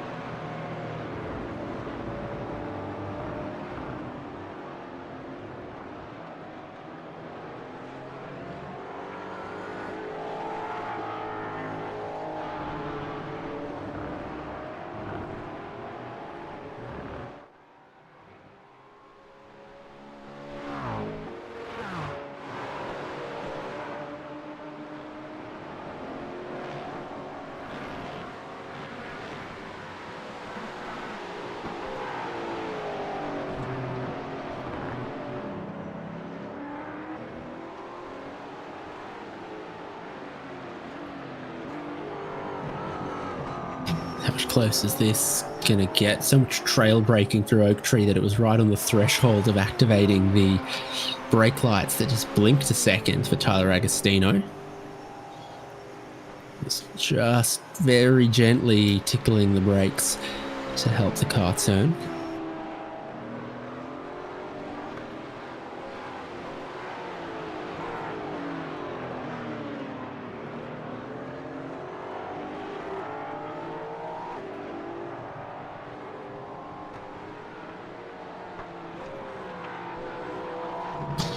Ruben gets way closer through the roller coaster and through the hog pen. Oh, but then runs wide off the final part of the exit.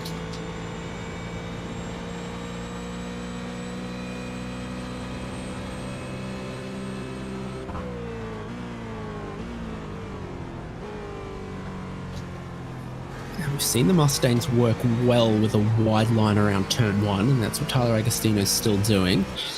Doesn't seem to lose any time from doing that, and seems to avoid the little bump that is unsettling, particularly in the slipperier conditions.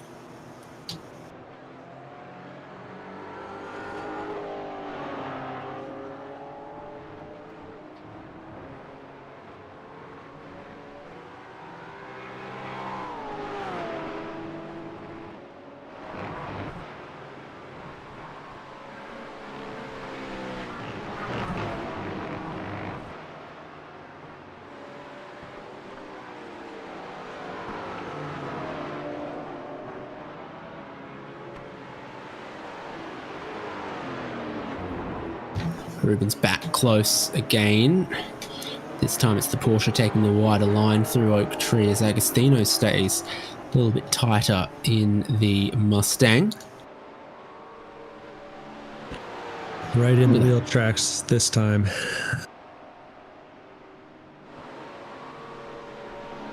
Track temps come up just a tiny bit.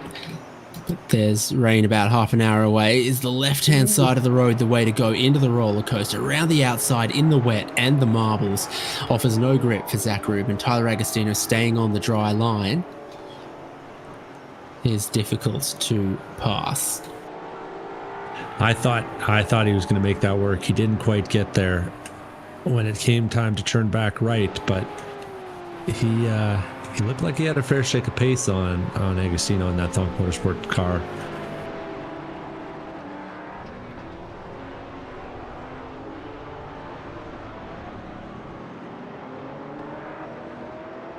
And he's closing down on the straights.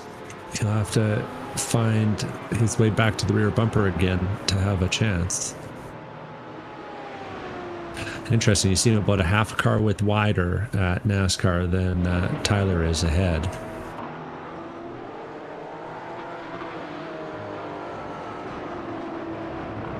Both drivers working for it. Coming up on some lap traffic here. That's LF Racing's Edgar Fuentes.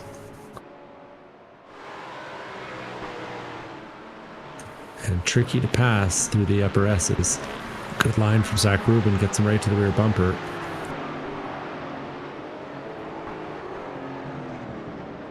Ruben's going to be rejoining on the right, 3 wide for a moment as Zach dives it up the inside into Oak Tree here.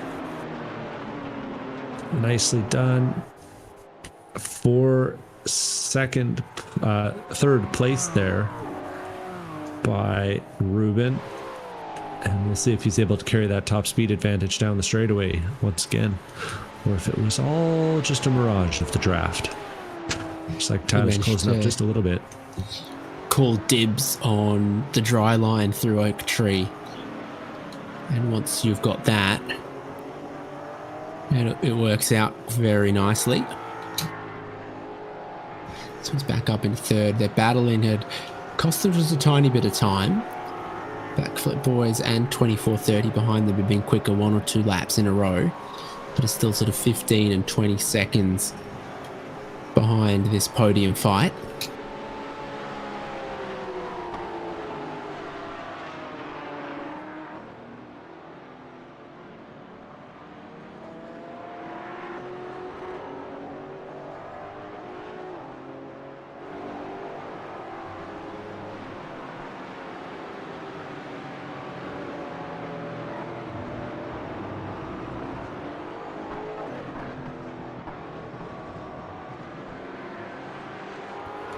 It's calming down out there on track.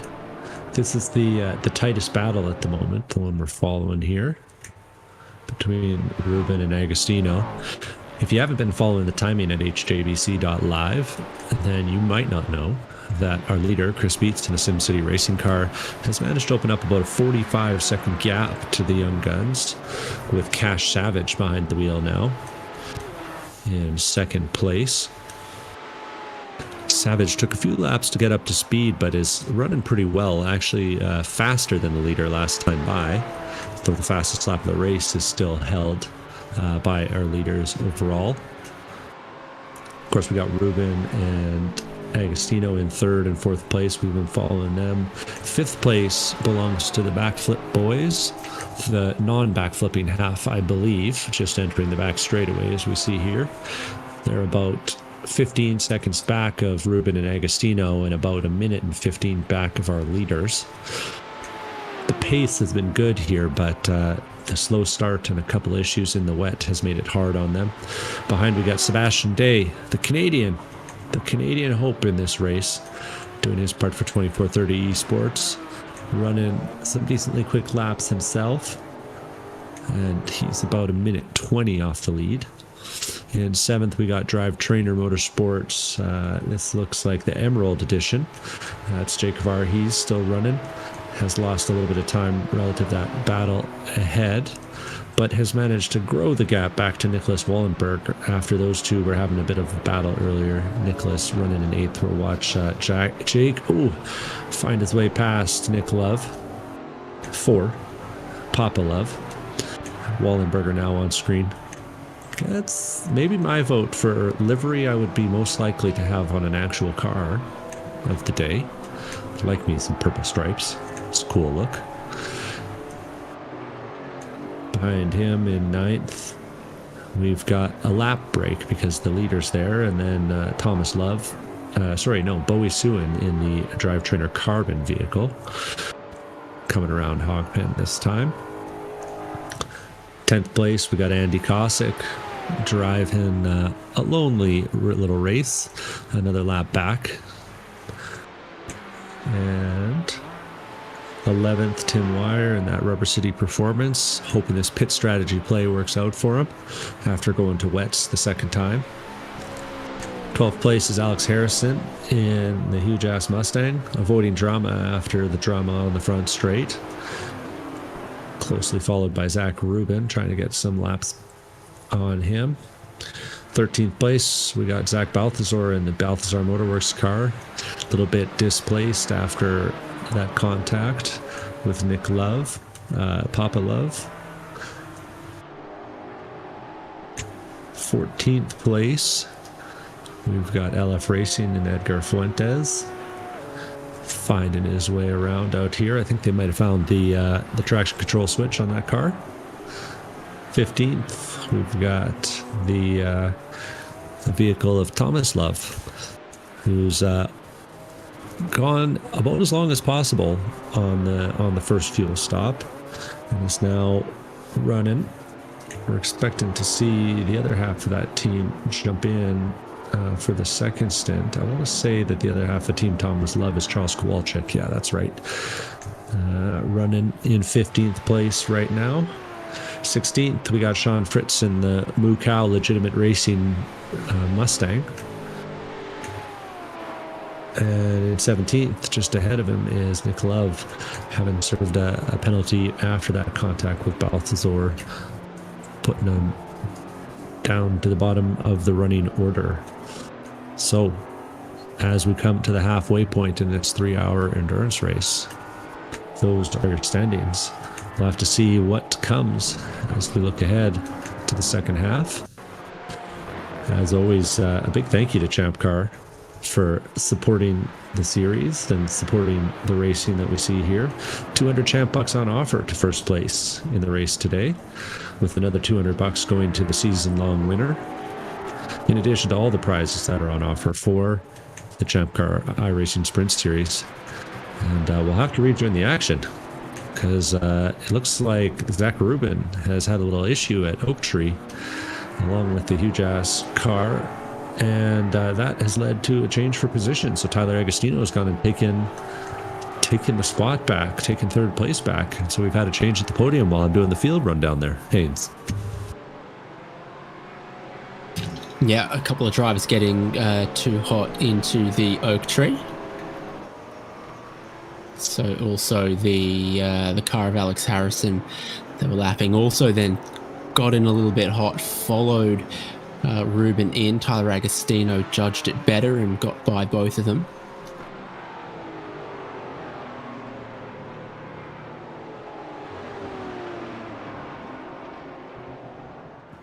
I don't think they might not see me. They might. Oh, we see you there, Logan. Oh! Welcome to the What's broadcast. up, gentlemen? I was just talking to myself as I do. How'd you do? Well, we were curious actually to see how you're doing. It's feeling like a spicy race through the first half here. Yeah, it's been fun. It's been fun. The Mustang has been treating us pretty well. I was not mentally or physically prepared for the wetness this morning, but we definitely made it work. Had a few off tracks. I'm also streaming, so the multitasking snuck up on me a few times, but we're making it work. We're actually having a ton of fun, and honestly, running in 8th place right now, we're pretty stoked. So yeah. What's the idea on how the Mustang feels to drive? In the first 15 minutes of the race, we didn't really see them being awesome. But right now, we chose the Mustang not because we're not a fast team. We're out here for fun. We're definitely just out here for fun and to maybe light a fire under some of the cars' butts that are in the middle of the pack. So we chose the Mustang, again, not because of pace, but because we really enjoy the driving dynamics of it. However, when it gets wet, those driving dynamics definitely become a bit more of a handful. I feel like it's a pretty tail-happy chassis. I guess it also depends on the setup, but we have fun kind of wiggling around out there. But yeah, the wetness this morning definitely was... added a lot to that wiggle, but it was fun. We had a pretty clean start, so no complaints. It was definitely entertaining. VIR versus Daytona. This is a little bit more the classic style of road racing. Yeah, I agree. Yeah, definitely a change of pace from going from those high-speed, bowl bank turns to a bit more of a historic track. I guess they're both historic tracks, but I'm excited. The main reason I'm really enjoying this race is we're actually going to be at VIR for the national championship here in a few weeks, actually. It's under a month at this point. So I've never actually been to VIR, so this is a great way to sit down and get some laps in with hopefully some competitors that we'll see at the track here in the near future. Yeah, it's a really fun track. I'm really excited to see how our Miata, we run a Miata and ChampCar. I'm really excited to see how it handles this track compared to a Mustang GT4. I'm sure it's a very, very transferable experience.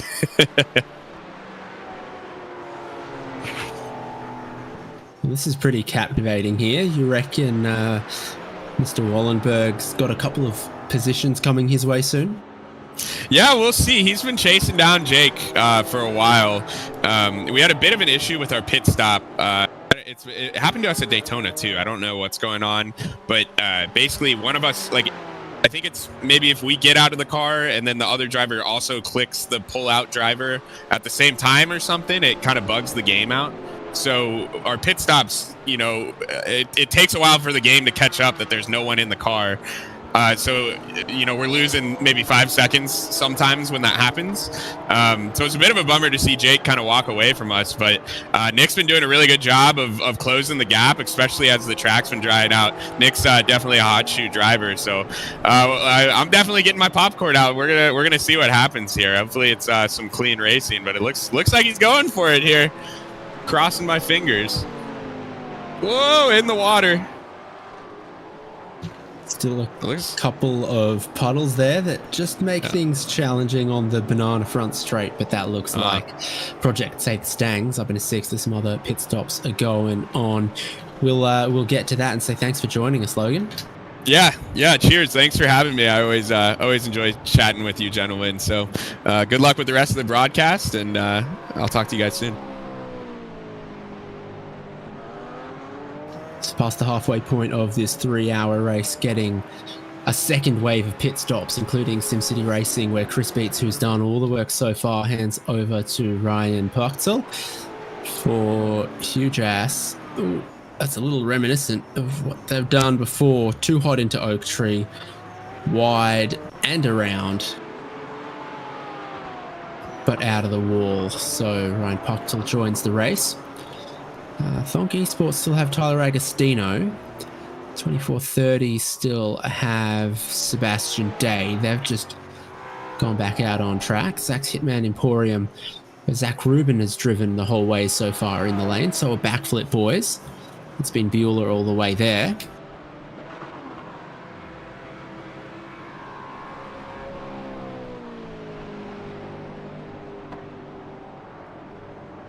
LF Racing back here. And that is a driver change at the number 12. Kevin Zhu is in now. Backflip Boy's car is not up on the jacks. Only been there 10 seconds. The tyre change won't be done yet.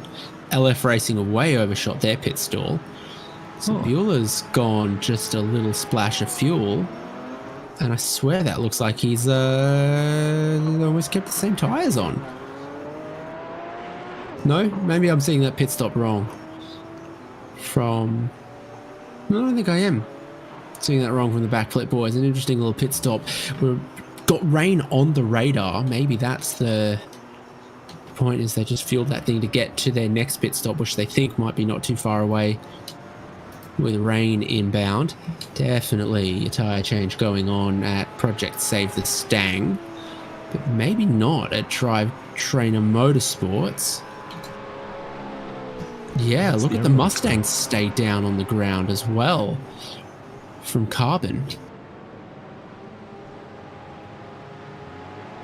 Curious.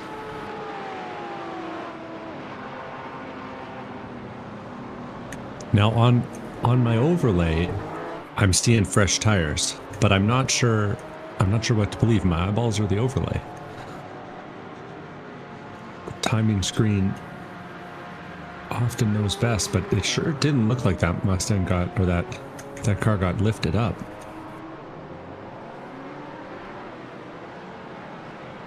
No, I don't think Carbon did. Carl Shook drives out. Young Guns pitted from second. Keegan Allen back in.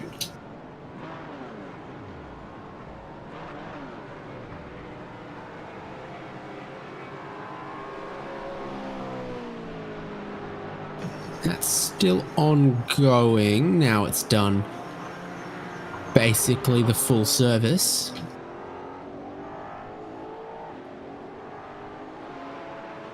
LF Racing have gotten themselves a black flag somewhere. Either on the pit entry or the pit lane speed, or reversing on pit lane as far as they did.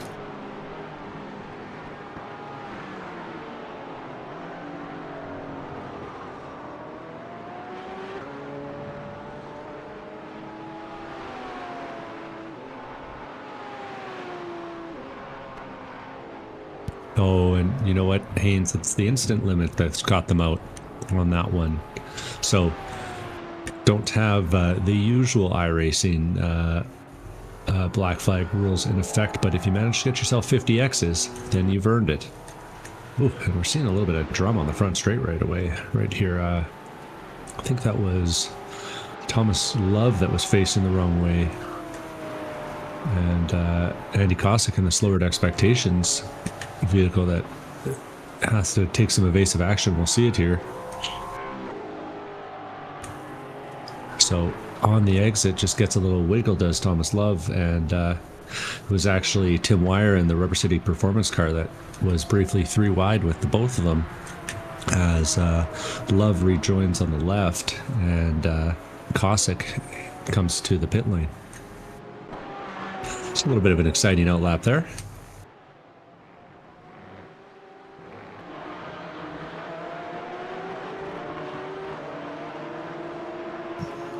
So, with rain inbound, my guess on the radar is about 20 minutes.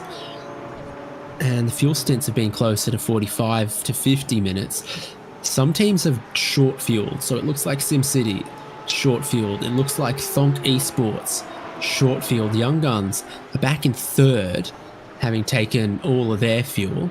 And Backflip Boys also a short fuel and stayed on the warm tyres. So that's what's going on here for third and fourth.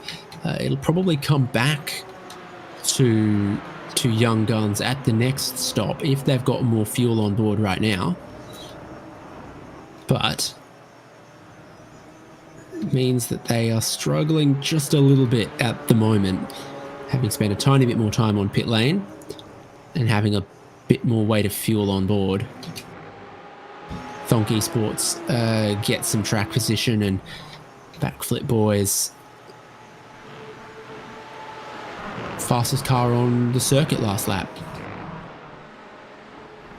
Yeah, traditional wisdom would tell you want to be lighter for longer. So we're seeing something here.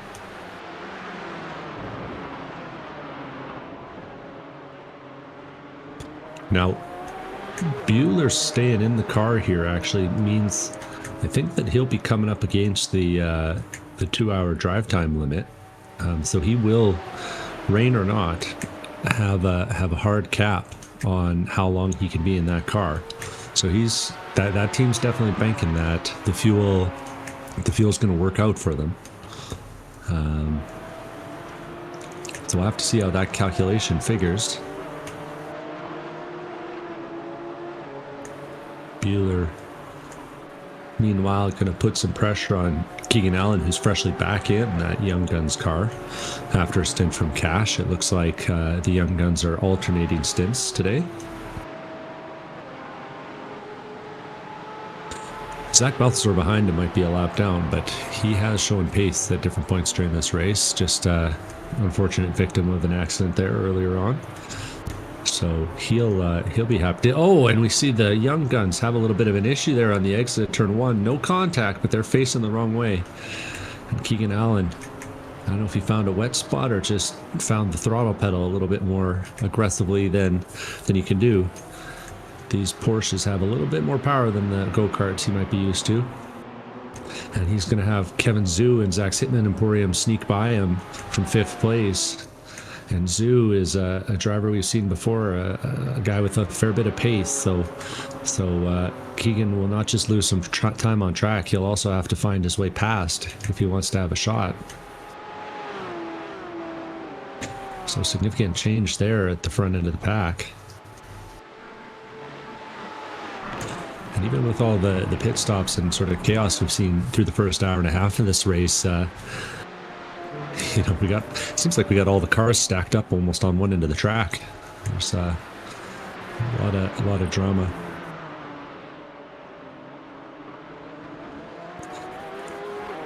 Zhu looking supremely confident right now, using every inch of the racetrack as he holds on to that spot.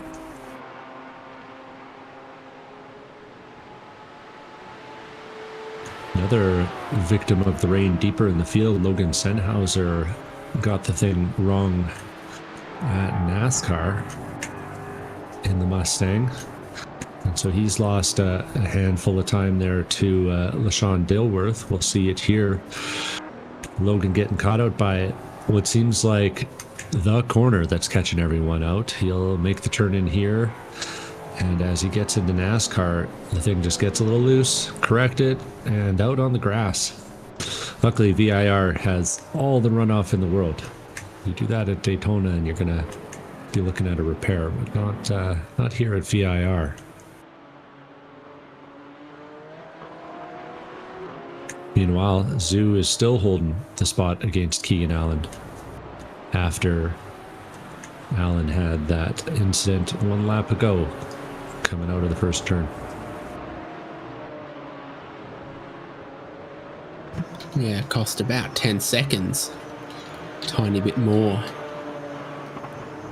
Because before the most recent round of pit stops, Young Guns were only 15 seconds ahead of whoever it was that was in third at the time. It was kind of going back and forth between Thonk and Zach's Hitman Emporium here. So it's time they couldn't quite afford to lose.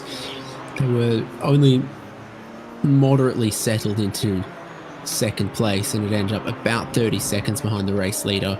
Now SimCity Racing have a 47-second lead.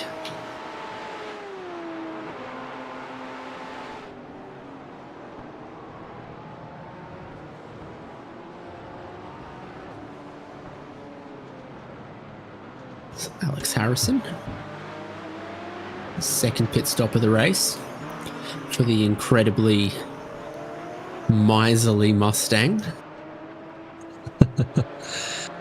Yeah, fuel economy, not the brand trademark you would have expected from the Mustang, but they make it work here in the GT4 series.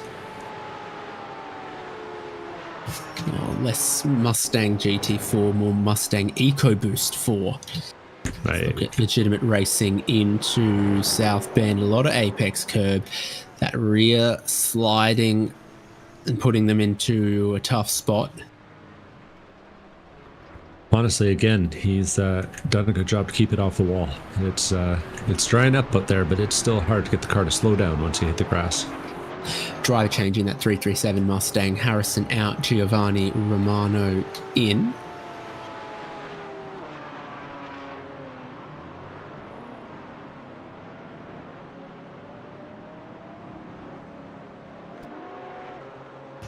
Did you see it go up on the jacks? I can't remember. I think that was just fuel, no tires. We'll have to see.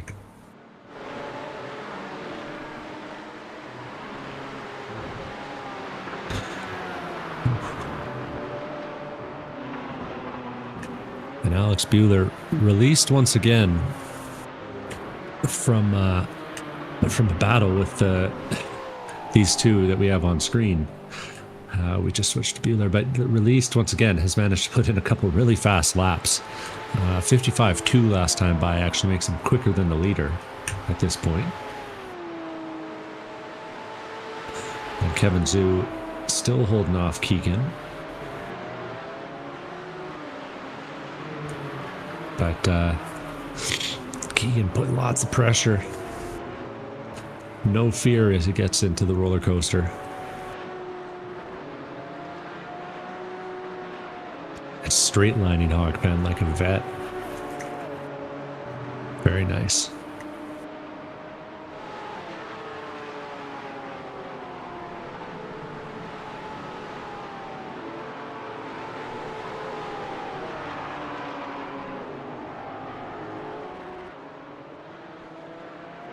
These two are now starting to close in on Zach Balthazar. In that red Porsche we're just seeing at the front of the shot, foreground of the shot a few times here. Lap traffic always playing a part. Oh no, what have we just seen there? I think that's Aaron Reed in the Slower Expectations car.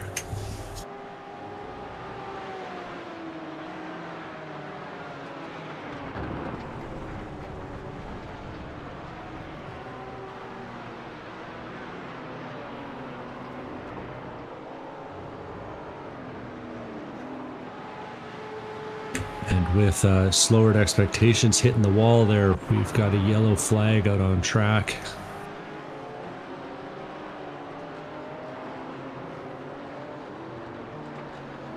And this will be a significant one. A lot of interesting pit strategies just starting to play out. And the iRacing safety car is out on track and flying. We'll see him coming through NASCAR here. I think it's trying to get ahead of SimCity Racing. It was kind of touch and go where the leader was, where the safety car was. Yeah, and I think the safety car does want it. I see Puckdall starting to slow up. and that thing had some angle in it as it came flying out of the pits. That was wild. Puckdall knew his match. He lets that iRacing Kirkland brand, oh no, this is a BMW, come by and make make its way to the front of the field, and they'll all start packing up. Everyone who says that the BMW M2 CS Racing understeers and has a numb front end, pay attention to the safety car driver, all right? Yeah, he'll show you how to do it. That's impressive.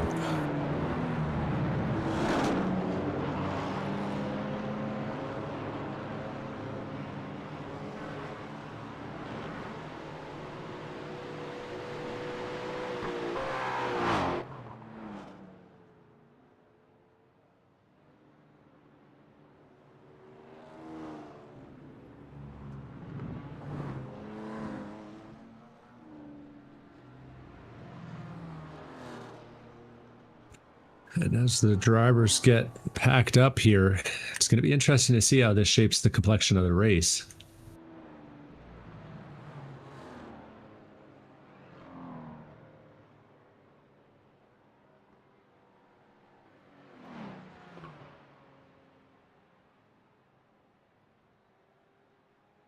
There'll be a couple teams that are grateful for the yellow, I think, having not done a driver change just yet. Taken a quick scroll through the field. I think I count at least 3.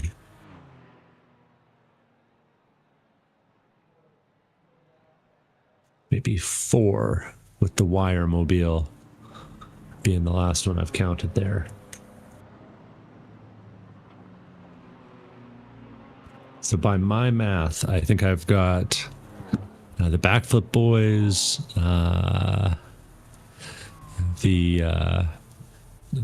Thonk Esports boys, the Balthazar Motorworks boys, and the Rubber City Performance Car all needed to make a driver change in the next 10 minutes or so.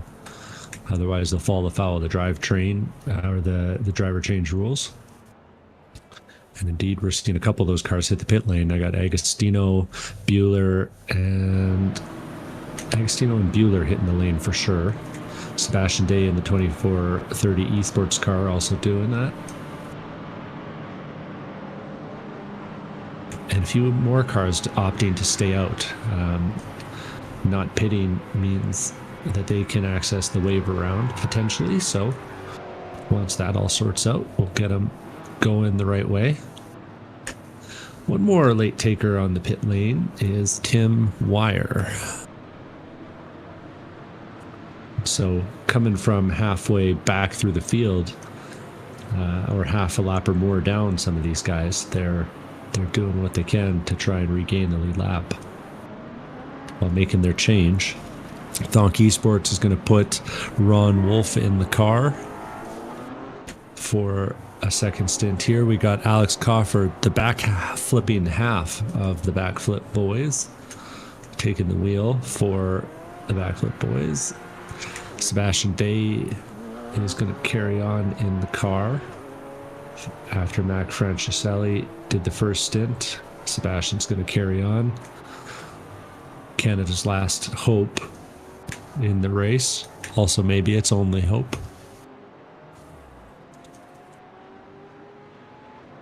And even after half a lap of, or a full lap of safety car, we've still got cars that are catching up to the back of the field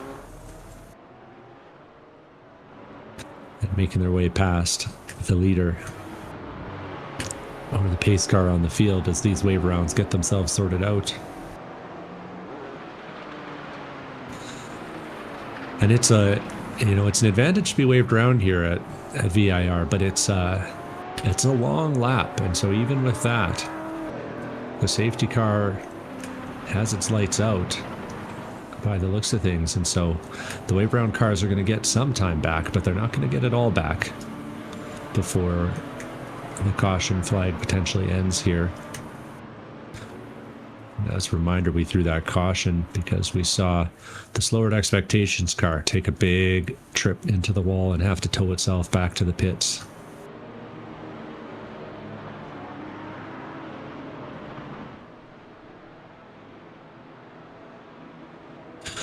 We're setting ourselves up with an hour and a half left, an hour and 5 left of racing. weather on the horizon. And 6 cars all packed up in the top 6.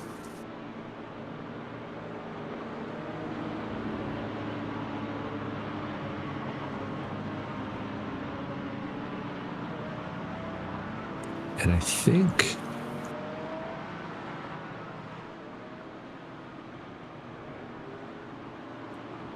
we've got a driver change from almost everyone, but there is one car that still hasn't, by my count, and I think it's that Balthazar Motorworks car piloted by Zach Balthazar. The leaders are coming onto the front straight. Pace car is pulled in, and we're getting ready for a restart here, Haynes. Yeah, Ryan Puckdall's holding 50 miles an hour. The green flag is back out with an hour and 4 minutes left to run in the ChampCar iRacing. 3 hours of VIR leading the way. Ryan Puckdall for SimCity Racing. Then Zach's Hitman Emporium, Kevin Zhu. Young Guns, Keegan Allen. Donk Esports Motorsport, Ron Wolf. Backflip Boys, Alex Coffard. 2430 Esports, Sebastian Day. And Rubber City Performance, Ian Giebler, our top 7. The rest of the cars on the other side of the track having been waved around on the lap coming towards the restart.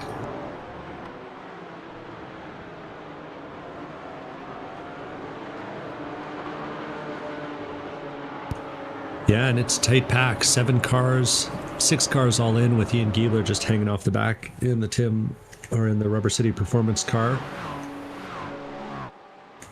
And Ryan Puckdall, who I have on good authority is nicknamed Rocket, is leading from the front of the field.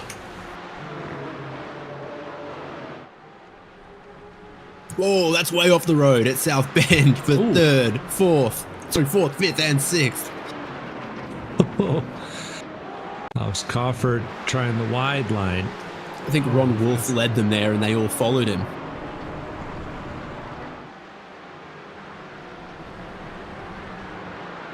Sebastian Day was first to get back on the pavement, and he moved up 2 spots. Backflip Boys Alex Coffard making up just the 1 spot. Our top 3 are glued together, and our next 3 are glued together. And we'll see how long it lasts, and it just keeps getting darker out there, Haynes. The radar tells me that the water ain't too far away. No, not far away at all.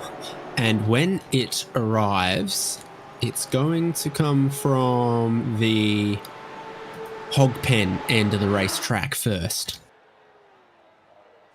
Yep. That'll be... Yeah, that'll probably be where the water starts to hit. And there's not only hog pen, but roller coaster over there. That roller coaster could be really sketchy if you come up on it and find out the hard way that it's wet. So these drivers will have to be keeping their eyes out and maybe listening to their teammates on the radio. I don't know how hard it's coming, but you can definitely see that it's coming. I think it's going to go from 0 to 100 very quickly. There are a couple of cars actually that have looked like they've gone to wets. So I think Legitimate Racing have gone early to wets. Love Racing 647 have gone early to wets, and Rubber City Performance stopped under the caution and have gone to wet tires. Interesting. And I think if you're Rubber City Performance, you're hoping that the yellow goes 1 lap longer, because when they made the decision to pit, they won't have known if it's going to be a restart the next lap or not. But you're hoping that it goes 1 more lap, and then you're in really, really good shape. As it is, they'll lose some time, but I think it might still be shorter than a full stop. Depends on how fast the rain comes down.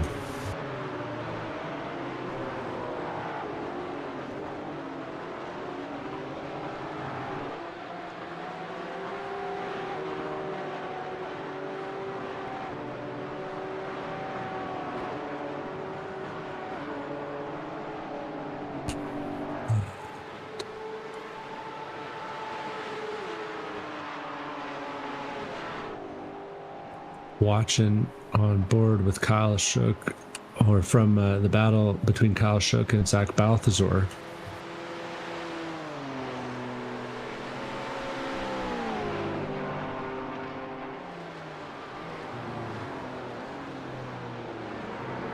Balthazar goes ahead and into 10th.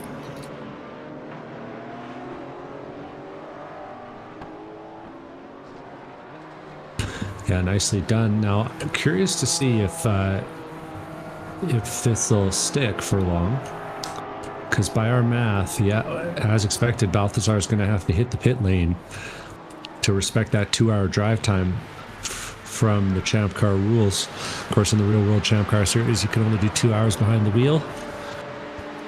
And in the Sim series, it is the case as well. So Balthazar opts to push it as long as possible. And you got to think that they're going to go for 4 tires and that they might be 4 wet stains. Yeah, and the 337 in after just 6 laps, 7 laps. Are they considering the same thing? Romano not long into the car. And at Balthazar Motorworks, Bill Woods is in. And I'm seeing new slicks. Oh, Not sure. I'm definitely seeing new wets for Giovanni Romano.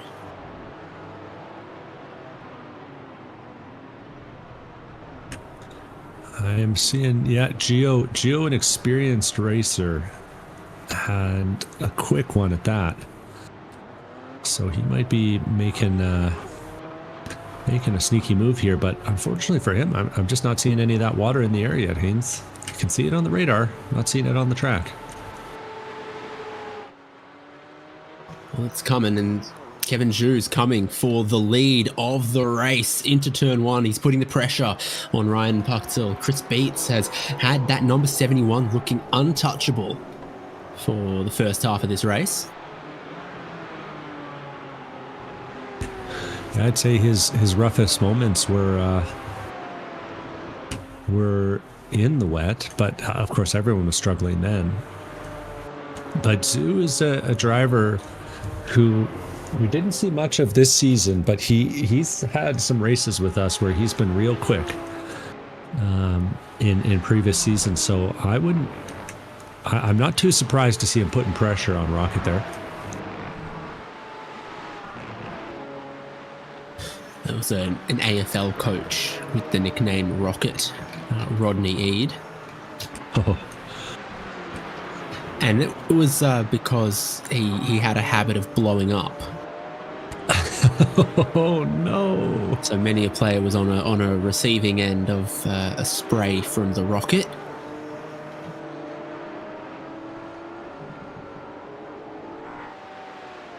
Oh, you guys talk a whole different language down there, don't you? They're pulling away from the Young Guns despite that battle. So SimCity Racing and Zach Hitman's Emporium, they're getting further away. That's rain. That is rain. Now they're making it through Hog Pen and roller coaster with minimal issues right now, and it looks like Puchtel's going to carry on for an extra lap here. Yeah, you get away with it when it just begins raining because your tires keep heat. You've built heat into them and they hold on to it. The racetrack's built a little bit of heat and will hold on to it. So the track temp was up sort of 5 or 6 degrees higher than air temperature, having begun below air temperature because it was so wet. And so you'll just now very quickly see that track temperature drop away, the tire temp will drop away. And by about the end of this lap, far more of the track is going to look more wet and more slippery, but it's not necessarily always immediate. It can take 2 minutes, 3 minutes, 5 minutes. Yeah, seeing rain on just about every corner of the track now. This storm is rolling in real fast. Balthazar, after their pit exactly stop, right. Bill Woods is going to pull out of the way of Ryan Puchtel and Kevin Zhu. They head up through the S's where things are just getting a tad slippery. The rain's reached that part of the racetrack too, and by the time they get to Hog Pen again, the rain will be even heavier there as the first bits of rain begin to reach the opposite side of the racetrack, like NASCAR and like Oak Tree.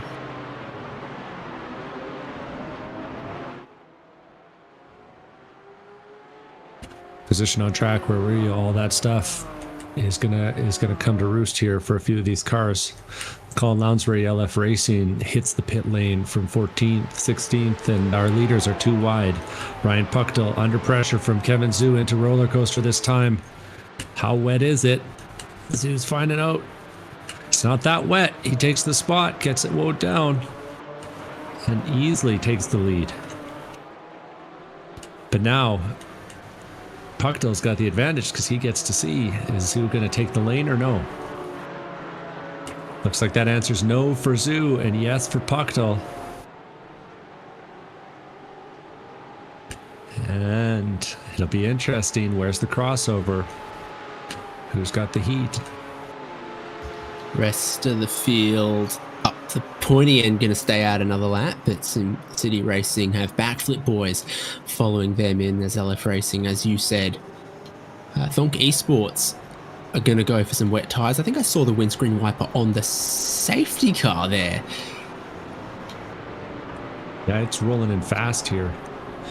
Gio Romano's going to get a lap back in 12th place after stopping early for tires. Feels like it was just 2 minutes ago I was talking about it, but the track has lost all of its temperature. So when it very, very first starts raining, there's heat in the track, the rain falls and then evaporates, but then eventually enough of it falls, it cools off the track, and then it sticks, and then it holds, and then there's a sheen over the surface, and then the puddles begin to increase, etc., etc. So it's increasingly tough to stay out there on the slick tires. There's a driver change at the front. Chris Beets is back in the car right after Puckdell came in and did a few laps. And I guess the SimCity boys prefer Chris Beets' form in the wet. So they get Beets right back in the car. Cofford on the rear bumper. And that'll be 8th and 9th on the track. And it's wet everywhere now, Haynes. No puddles yet. But if you're on wet tires, you're feeling pretty good.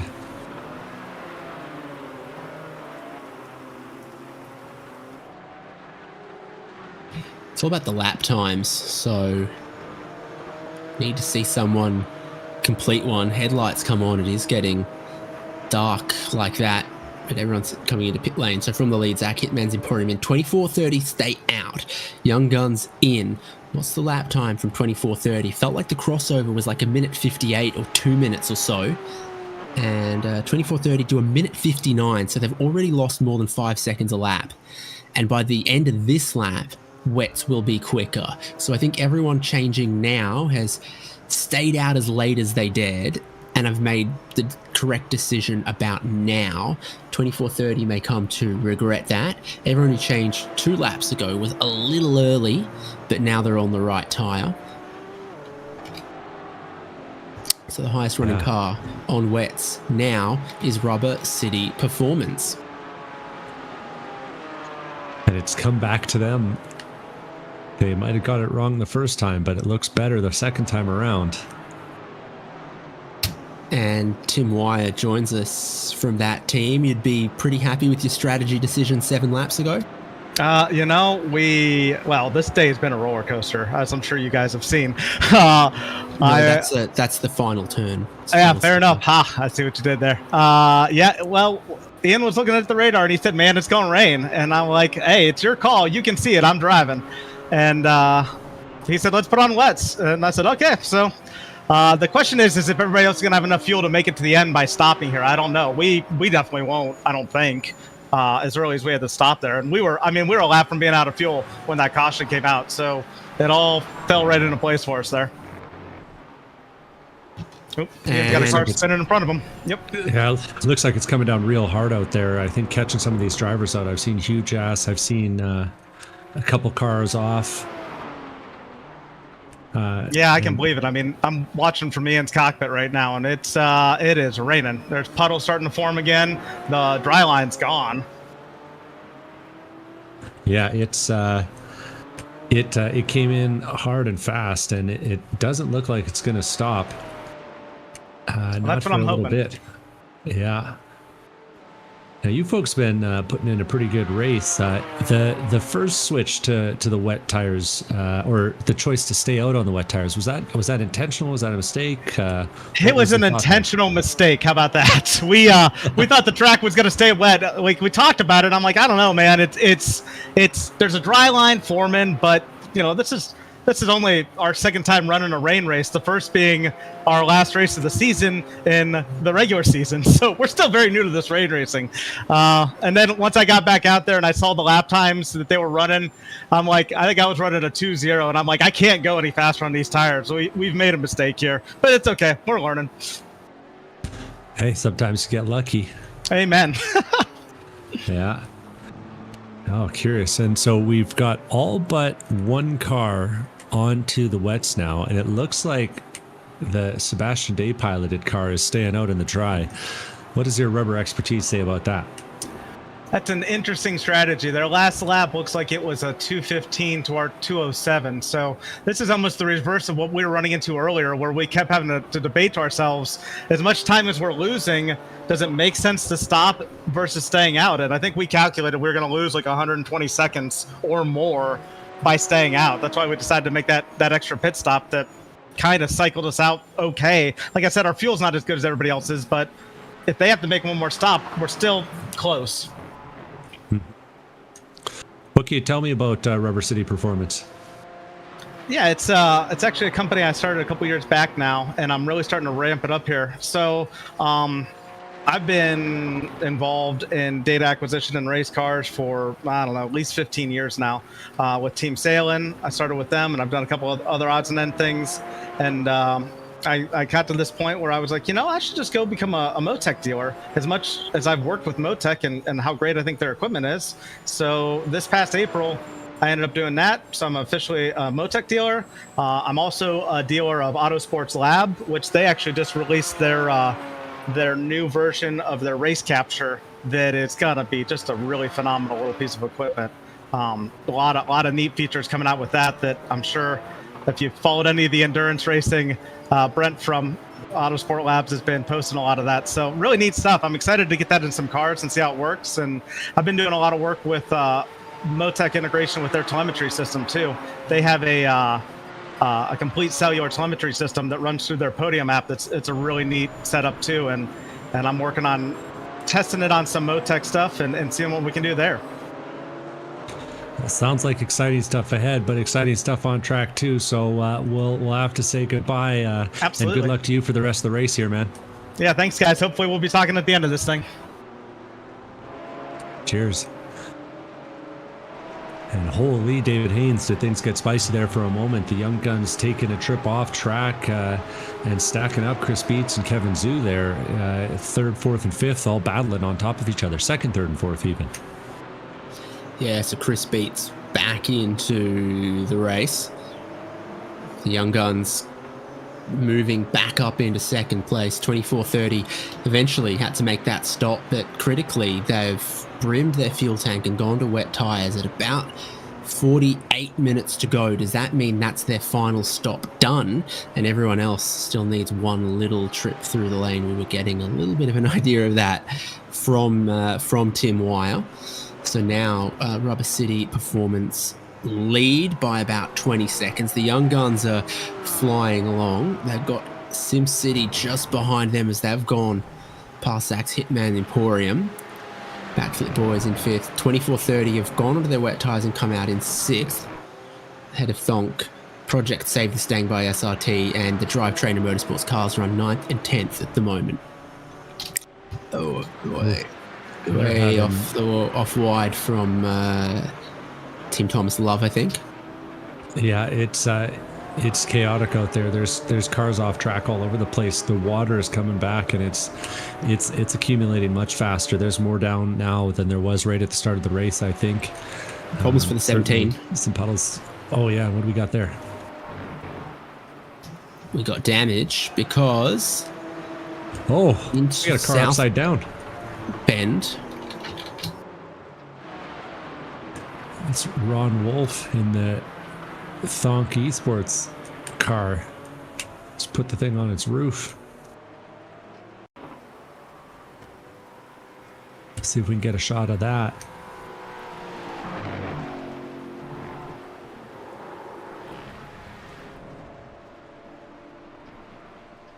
Whoa, that's massive.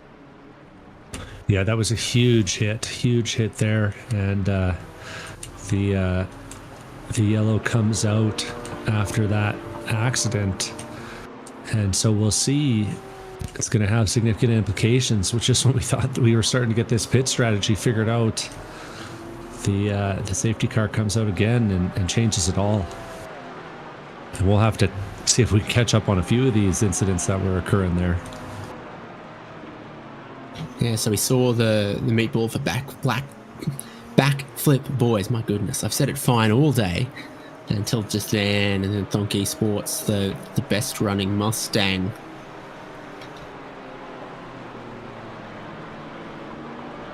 Going hard into the wall, a little pirouette on its axis. Front bumper comes off, which is weird because normally Ford Mustangs, it's the diffuser and the rear deck lid that comes off.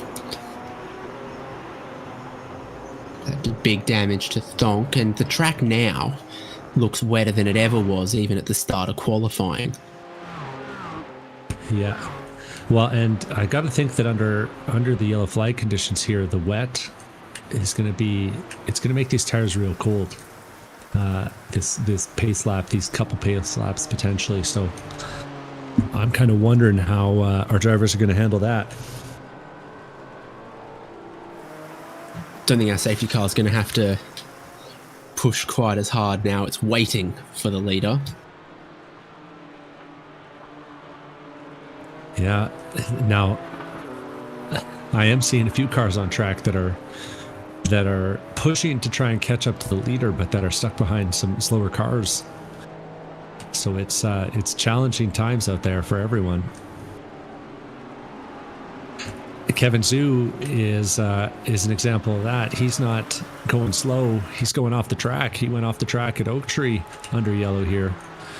And you see him, he gets hydroplaning. And the drivers will have a chance to spot where the puddles Roller are. coaster there, yeah. Yeah. Yeah, that is the roller coaster. What am I talking about? But yeah, this will give drivers a chance to see what's going on. And man, this is getting biblical. This is some serious rain.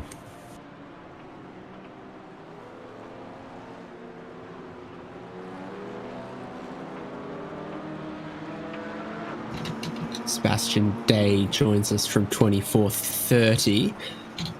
Interesting strategy call for you guys again, just trying to stay out on those slicks as long as possible. Yeah, so that was my choice here because we noticed everybody was pitting in front of us, presumably filling up fuel at that time. So if I extended by that 2 laps, which I did, it was definitely a struggle. I've saved it like 3 times. We have enough fuel to make it to the end. So if this caution didn't come out, we think we would have been able to move up a couple positions because some of the guys in front of us sort of had to pit. That answers it. I think that was the strategy that we were imagining from up here, and it looks like this caution's come out in the nick of time. Yeah, just a rough luck there kind of caution. We think we could have been up a few positions by the end, but we'll see what we can do now. Now, concerned at all about folks seeing less fuel burn under the rain here? Caution notwithstanding? Sorry, pardon. It cut out a little bit for me. So under caution, obviously you're going to burn less fuel, but in the rain you're going to burn less as well. So do you think that folks might still be able to make it to the end? Yeah, we think here? We think now for sure everybody in front of us should be able to make it to the end. We'll see. I'm not sure what exactly their fuel levels are at, but yeah, it's been unfortunate for us now. Well, bold strategy call. Doesn't quite pay off the way you're hoping, but you got tires that are a few laps fresher, and you've got a shot here. It looks like as we come into this final stint. Yeah. If you guys manage to drive your way through the field, got any thoughts about where you're going to go racing with ChampCar? No, I don't know. Yeah, we're just kind of trying to figure this car out and stuff, so we'll see. Yeah, well, good luck there, man, and here's hoping the rain gods smile upon you in the second half here. Yeah, thanks, guys. That was Sebastian Day with 2430 Esports explaining their strategy call and the bad luck that unfolded for them.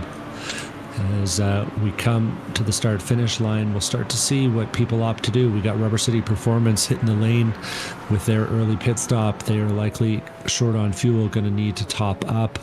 Looks like the rest of the field is largely going to stay out, though. Alex Crawford and the Backfoot Boys are hitting the lane, maybe for a splash and go. And otherwise, oh, the Backfoot Boys have a meatball. So they're actually recovering after an incident earlier on. I think we might have caught it in the middle of all that chaos before this caution. Either way, a quick repair, fast repair, and a bunch of fuel. And they get lucky after Thonk Motorsports manages to put a Mustang on its roof. Oh yeah, and it looks like it was just on the exit of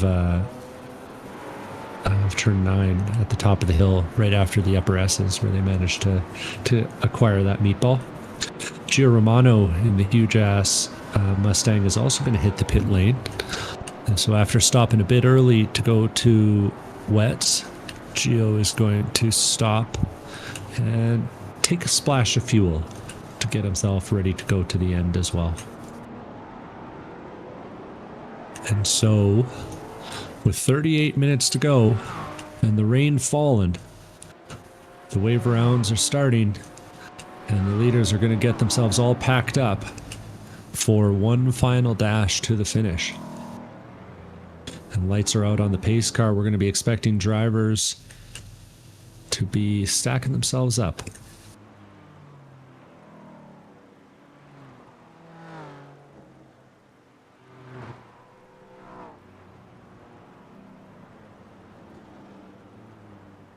Got a slower expectations that's coming from way out in the weeds. They've got a meatball now. Yeah, they've got a meatball because they were going through the upper S's after a wave by and managed to slide it out after hydroplaning through the upper S's. We'll see if we get a replay of it here. They get their wave by and they start gunning it. And it hasn't worked out for them. And I think we're a little far back. They were coming out of the lower S's when they got the wave around. And then as they reached the upper S's, they found one of the puddles that forms on the bottom, and you see it there. They get to hydroplaning, and there's just nothing you can do at that point. It's a guy who has personally crashed an automobile on the grass here at VIR. I can tell you that it feels real bad when you get to sliding.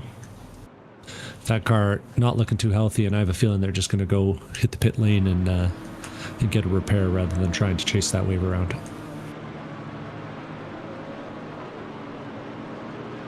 Love Racing is on the lane, getting service. And even our drivers that got a wave around are pushing but struggling.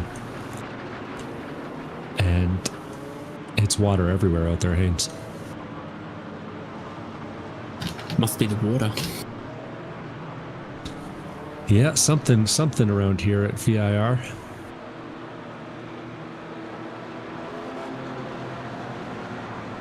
So it should be pace car in now, and it is. Young Guns lead the way from SimCity Racing and Zach's Hitman Emporium. You've got Project Save the Stangs, now the highest running Mustang there, and you can see Drive Trainer Motorsports number 4 has also snuck its way up the order in all the chaos of the safety cars and rain, and we go racing again with 36 minutes left at a sodden VIR. Oh, we're looking at a Cayman GT4 class on the timing column. No, we're not. There's there's about 10 cars now, all within about 5 seconds of each other for the top position, and Ian Giebler has gone from 8th to 10th in the first couple turns here as he gets that thing up to pace. Gio Romano taking the 10th place spot away from him, and you can see not only is the water a factor, the spray is a factor at this point. It's very low visibility for these drivers. Kevin Zhu's going to get ahead of Chris Beats before they carefully tiptoe their way up the S's. Oh! Not careful enough for the young guns. Keegan Allen into the wall. Tough to be the pioneer. Yeah, Big sometimes you got to damage. learn things the hard way, and he's learned the hard way by taking the front corner off that car. I'm not sure there's a wheel on the left front.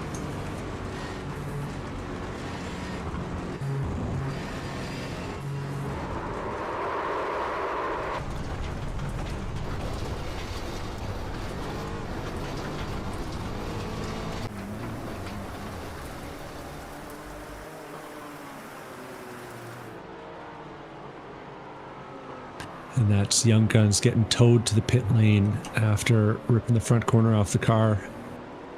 And the conditions out there proving very hazardous for our drivers.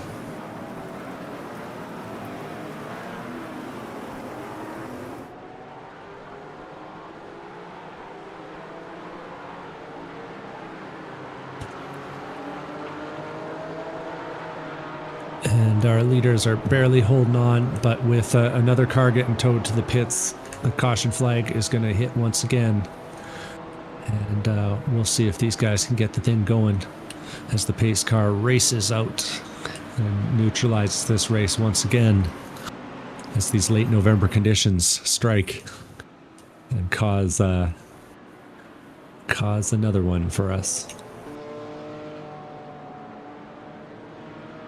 So now it's Zach. Zach's Hitman Emporium, Kevin Zhu and Zach who lead the way. Max Franciselli was actually pretty successful during that one lap of racing, gaining 2 or 3 spots up to 3rd place. And so that fuel strategy hasn't worked out, but the pace on track has for those guys.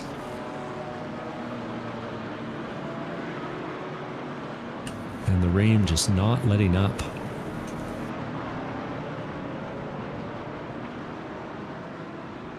And with 32 minutes on the clock, we're under yellow once again. Yeah, I'm looking at if there's any chance that this lightens in the next 30 minutes, and not really. In the next 2 hours maybe, but in the next 30, no. Yeah, I've seen ChampCar races get red flagged for this amount of rain, but luckily everything's free in the sim, so if they write them off, we'll let them keep racing.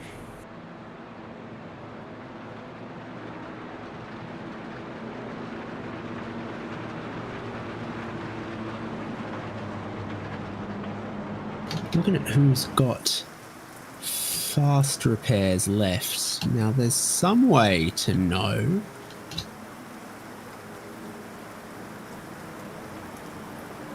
There certainly was once. Not sure if the new overlay shows that. I think if you're a administrator of the session and you look in ATVO, it'll tell you. But I'm not sure where I would look to see. I can see incident points as a administrator of the session. It's not always available to everyone. Though I'm wondering if the young guns have managed to run out of fast repairs, Haynes, because they're So still we're going to sitting get on the lane. some word on that.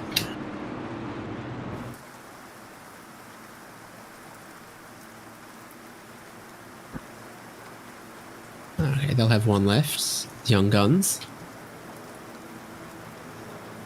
Who's completely out? We're getting the secrets from our producer here, and it sounded like slower expectations Love Racing, and I think the Young Guns just used their last one, Haynes. Sorry, their first one, so they'll have one more if need be. And 2 laps is our usual pace car window, so we'll be expecting that next time by we'll be going green, and the Young Guns are going to be racing the pace car, and they just barely get out ahead of them. So they're about as far back on the lead lap as you can be, but they've managed to stay on. I don't think they'll be able to get back up to the back of the field, but knowing some young guys in my time, I have a feeling they'll be trying. Got a few cars opting to hit the lane. Edgar Fuentes parking it sideways in the lane, and Legitimate Racing, Trenton McMillian behind the wheel.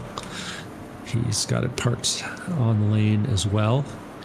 Fuel and tires for LF Racing. Looks like fuel only for Legitimate Racing. Meanwhile, with the pack, Ron Wolf, after putting the car upside down, has managed to get back up into 11th place. Thanks to that second caution. Saw 2 drivers towing. So, race damaged, but not over.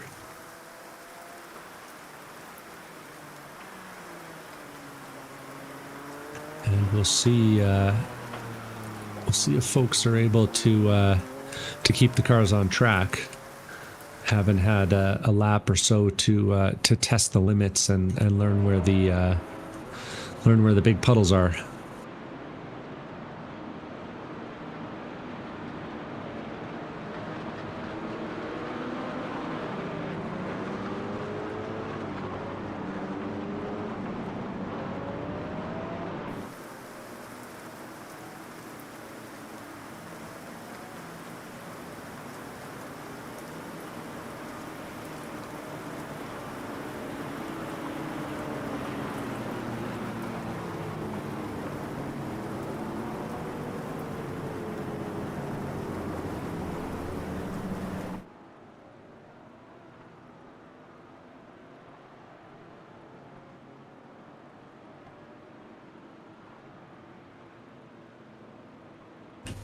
And working hard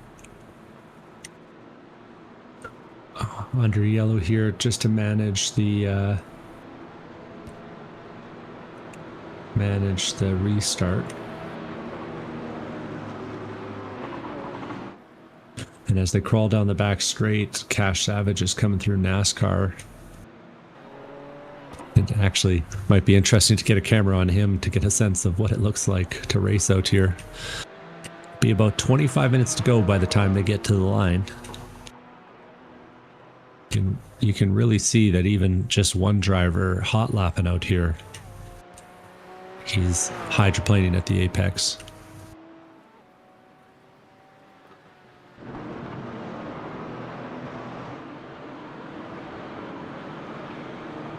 But rejoining the front of the field, that's lights out on the pace car, Haynes. Yeah, here comes the group. Kevin Drew's leading. SimCity Racing, 24:30 behind. Project Save the Stang started from 12th on the grid today. And now the big Mustang is up into 4th place as we restart with 26 minutes to go. It's more than wet. It's more than sodden. It's more than damp. It's slippery. It's cold. And it's incredibly challenging at VIR as we restart. 14 laps to go, maybe less, probably almost certainly more like 12.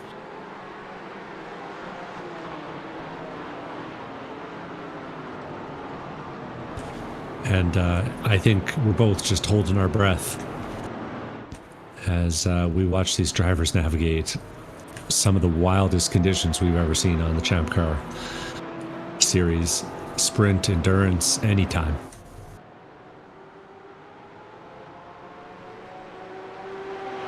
Chris Beats putting Kevin Zhu under pressure. That SimCity racing car has been at the front all day long, would like to get back to the front. It's hard to stay close, and both of them get the S's a little bit wrong. Max was flying up on the scene, had to take a big lift and a big break. Zhu's running wide. Chris looks to the inside, but the wet line is wide, and they're looking for those wet lines right now. Wherever you normally are is where you don't want to be in this kind of weather.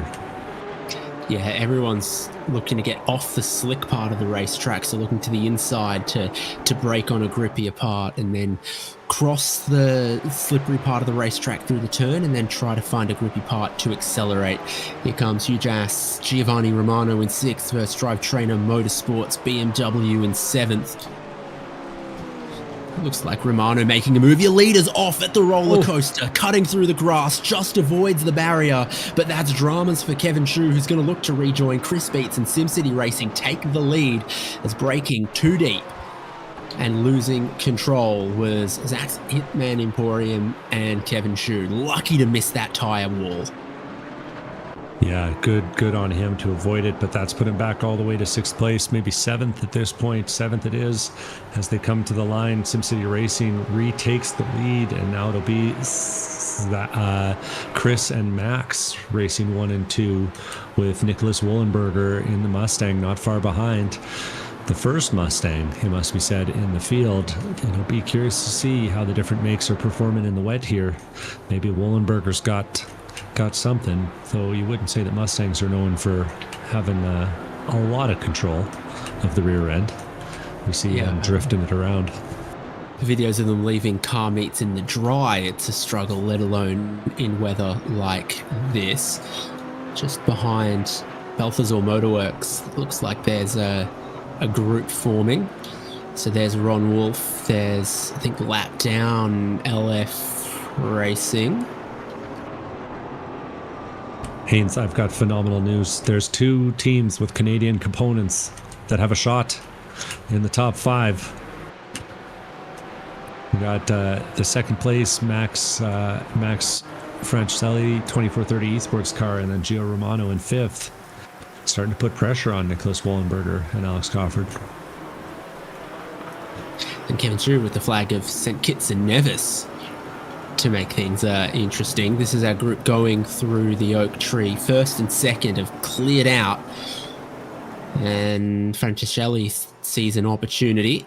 Then Alex Coffard for the backflip boys is up into 3rd. Project Save Stang, Nicholas Wollenberg there in 4th. Giovanni Romano, well, he dispatched to the BMW about here a lap ago. Now he's flying along again down the back straight. Is that a Mustang that's well built for the wet conditions? Is that how they've tried to set it up? Is that what they've been practicing and training? Because suddenly that thing is quicker than almost everyone else. Drive Trainer Motorsports back in 6th, just ahead of the recovering Kevin Zhu. Zach's Hitman Emporium. He'd be kicking himself after a mistake like that, leading the field on the restart and just overdoing it a little bit. Nicholas Wollenberg goes wide out of the hog pen, so he's going to be vulnerable down towards turn 1. He's getting squirrely even down the straight where the puddles are forming on the right-hand side of the road. Everyone's braking driver's right-hand side off the shiny rubbered-in part, just looking good braking performance, and Zhu's in hot. And in the background, you could see Zhu shooting it through the braking zone and off the track. He was on the racing line, but that's where the puddles are. That's where it's slick. The rain bites again. And it's figure skates out there, Haynes. Every single car in the field is drifting, barely able to keep the thing pointed the right way. Our leader had a big moment in the lower S's just there. Managed to catch it, keep it pointed the right way. Tank slapper when he hit the curbs. And honestly, if you'd been practicing on dirt, you might have been better off for how much grip is out there right now.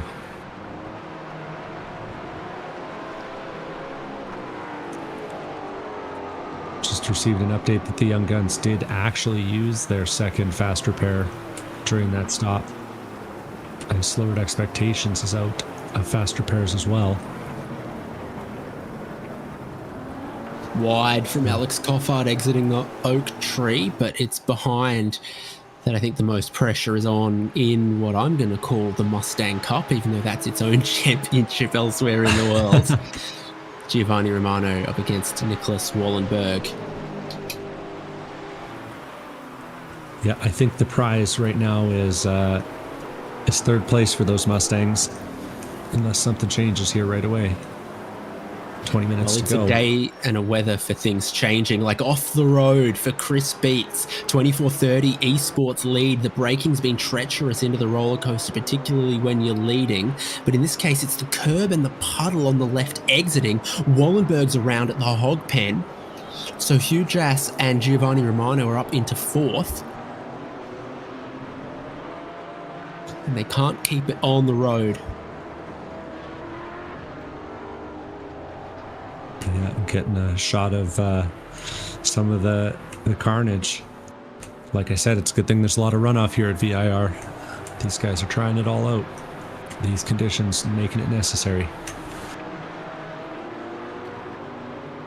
And so, from failed fuel strategy to the lead. And Max is going to be holding on with Chris Beats bearing down.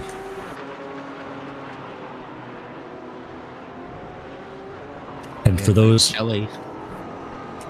wondering, we're running 2-minute 10s in the pouring rain out here at VIR. Yeah, 2-minute 11, 2-minute 12, 2-minute 14 deeper in the field. Oh, that's heaps of curb from Francescelli. He's going to come under pressure again in that race lead. Going up through the climbing S's, he's made a meal of it, got the car all out of shape. Now he's wide and with a slide, and there's going to be overlaps. SimCity Racing are going to look to go the long way around the oak tree. Chris Beats will then try to cut back underneath, and the pressure's on for the race lead, and there are not that many laps left. At the top of the S's around goes Project Save the Stang again. So for the Sennhauser Racing team, it's gone from fourth to backwards, but this is a run from SimCity Racing, looking for the lead of the race. And he'll get down the inside, but it's a tough braking zone at the roller coaster. Oh, Alex Coffard has had rear lockup, and he's gone into the wall and done big damage to the backflip boys. Similar mistake to Kevin Zhu, except more severe consequences. I think that front left is in a bad shape. There's a meatball on the backflip boys. Yeah, Chris Beats leads. I think he's gotten lucky that in the simulator there is a wall there, because otherwise he'd be in the forest with how he went off the track there. If he had done that in the real world. Kyle Shook is facing the wrong way after getting hog pen run as well. It's treacherous everywhere. And the backflip boys are trying desperately to make it to the pit lane without causing an accident, and they will. Just narrowly avoiding the penalty, I gotta think. Patient stuff. Closest cars on track is fourth and fifth. Kevin Zhu is diving down the inside of LaShawn Young Dilworth and then backing out of it. He's trying to make up for what he lost earlier in this stint.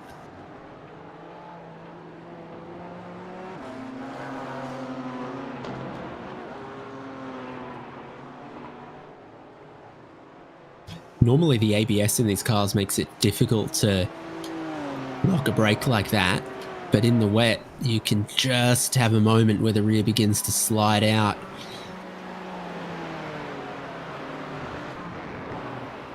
Oh, how's that puddle? Ridiculous how much water there is. Well, and if you're Kevin Zhu, you're thinking it's ridiculous how much spray there is, because you'd love to find the chance to get by LaShawn Dilworth in that Drivetrain Motorsports Emerald car. But the chances are few and far between when it's that blinding ahead of you. The Emerald BMW is now the car with the most positions gained, +6 for Drivetrain Motorsports, but it could be about to go back to 5. Good run from the Porsche. Straight line speed in these wet conditions, kicking up the spray. So much spray. We'll get to the left-hand side of the road, but that's where the puddle is. Breaking into the roller coaster. This time he's picked it right, and he goes up back into 4th place. Our leaders have closed back up. Max finding his way up closer to the rear bumper of Chris, especially on the way into roller coaster, seemed to have just dodged a puddle and managed to slow that thing down way easier. Still looking a little bit more confident on the brakes going into one. As we watched Max in the rain and Chris in the rain earlier, though, I have to say, I think Chris had the better line through the top of the upper S's, and Max still had the advantage in those other two corners, so it'll be interesting to see if they learn from each other and are able to find their way by. Everyone who started this race is back out on track after 9 minutes and 40 seconds of repairs. Nick Love is back on track, and Charles Kowalczyk, after 15 minutes of repairs, is back on track. And you're a classified finisher with what, half of the leader's race distance? Yeah, got to do at least 50% of the race distance, and it makes a big difference in the points championship here. Not just racing for 200 champ bucks today, but they're racing for 200 champ bucks at the end of the season. And a The difference between DNF, 17th and 99 is big. yeah, 99 points for a DNF. So you'll want to make sure you finish them.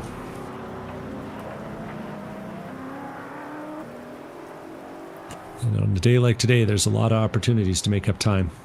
I actually think that both the Love brothers, or both the Love teams, are on the same lap, so they've even got something to race for back there in 16th and 17th.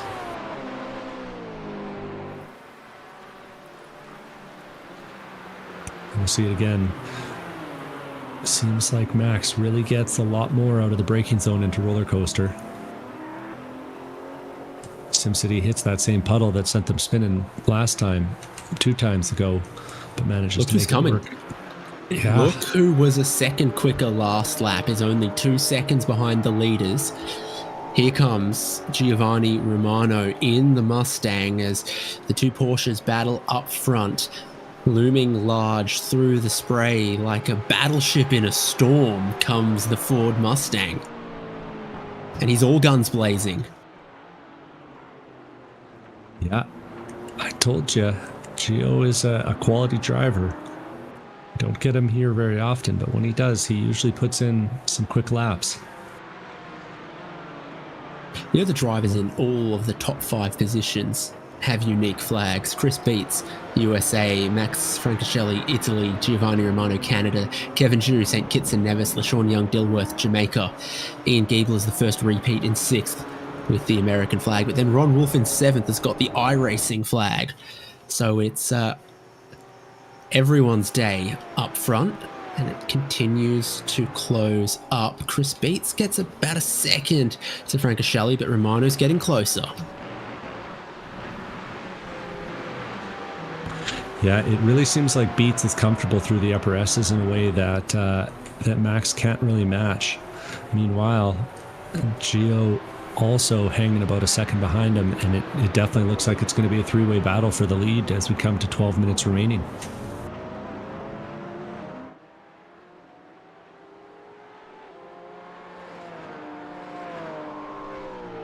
So an update on the weather. The air is cold. The track is cold. The humidity is near enough 100%, but the rain has lessened. It's past its heaviest. In fact, it's recording 0% in the pit lane. Yeah, I think we are at a little break in the storm here, and I've actually just seen on the cameras the rain has stopped falling on some parts of the track. So it'll be a battle to the end here. Chris Beats isn't wasting any time. Gets a great run out of Hogpen that time, and it's 1.5 seconds at the line for him. 3 seconds back to Gio. Can SimCity Racing do the double, go back-to-back in the first 2 rounds of the ChampCar iRacing Enduro Series? And if they did, it'd lock in a perfect score ahead of the final, because for the first 3 rounds, it's your best 2 results that count. Well, if you win 2 and you win the first 2, that's the best you could possibly do. Off the road and missing a rear wing. Touch and go for Giovanni Romano as he has to avoid Charles Kowalczyk? Yeah, Charles Kowalczyk in the team Thomas Love entry. Don't know if they've got a spare rear wing now, to be honest. I think they don't. And you're going to be wishing you had one of those out there today. And the gap keeps growing at the front. Now 2.5 seconds for Chris Beats as they cross the timing line at the top of the hill. Last lap was very impressive, 206.6 from Beats, whereas you look anywhere else through the field and it's 211s, 212s. It's just our top three off the road. That's tough for Max. And the rain is coming back. It's just starting to drizzle once again, and maybe that caught Max out. A little bit of extra wetness at the oak tree. And it's 3 seconds from Chris Beats to Giovanni Romano now, with Max now 5 seconds off the leader.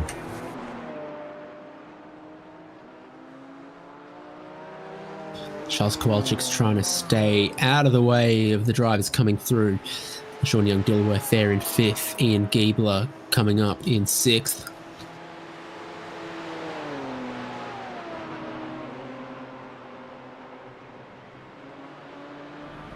It'll be another quick one this time. Oh no. Massive accident for LaShawn Young-Dilworth. That braking zone at the roller coaster is so difficult, and he's just gone straight on. He's going to try to get back to pit lane. Yeah, he might.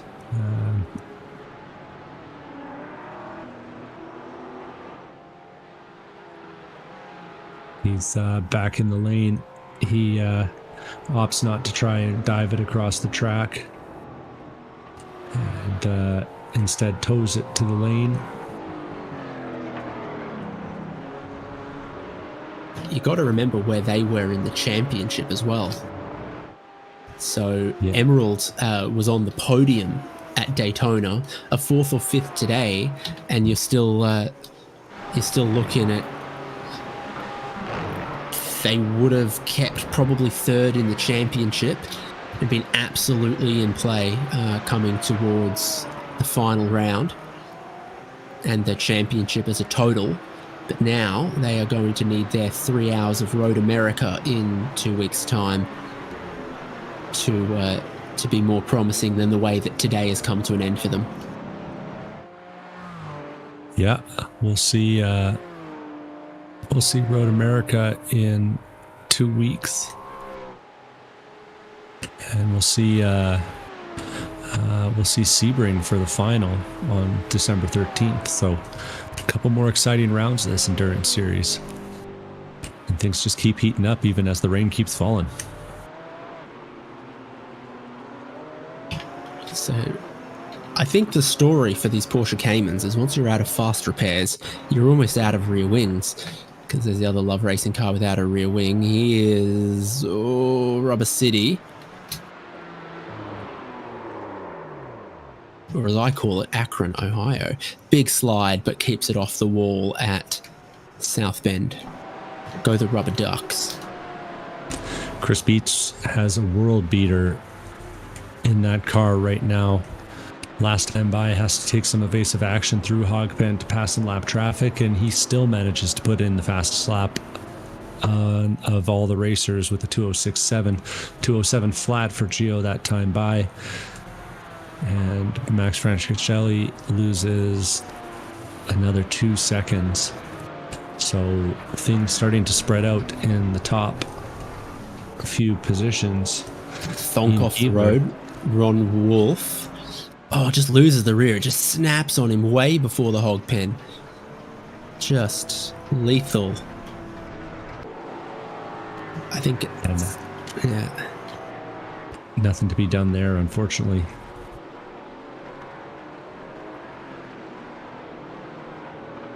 And the puddles keep growing. Oh. They keep growing, and they keep surprising the drivers, I think. This measurement that I've got here says the track wetness is 67%, but I think it's more accurate to say that the water is only 2/3 racetrack. at the moment. Has Giovanni Romano got a bit of traffic there? He does. The race leader's also trying to work through some. Romano had his front bumper to the non-existent rear wing of Nick Love. Yeah, and normally you'd like the draft, but I think today he wishes there was no draft. He tries to find his way in the rain. Oh, and can't modulate the brakes too much. And I don't know if Gio had anything else to do. Luckily, both were able to continue on. Can't modulate the brakes too much while you're in the rain. There is 9 laps difference between that 6:47 and the battle for the race lead here. SimCity Racing are going to cross the line basically exactly as there's 5 minutes left. So it looks like that means 3 more laps. I'd be almost completely sure of it. Just behind them is the Backflip boys, who are 1 lap down. Rubber City Performance are off the road in 5th place. Don't know what's going on there for them. This is Balthazar.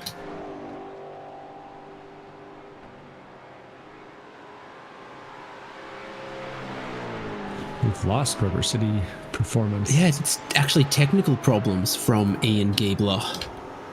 Not necessarily a crash. Maybe a crash of the computer, unfortunately, as far as I can tell. This young gun's coming back for every spot they can get. Oh, and just gets a little mistake from Carl Schuck. He goes wide. Legitimate are already out there. Young gun's through in a 9th. Yeah, just going back and reviewing the tape, it looks like Rubber City Performance just disappears into thin air. As will happen sometimes in these sim races. At the front of the field, this lap, Gio's managed to make up a 2nd. So now within 4, as they come through Oak Tree this time. So ebbing and flowing. I think some traffic playing a part too.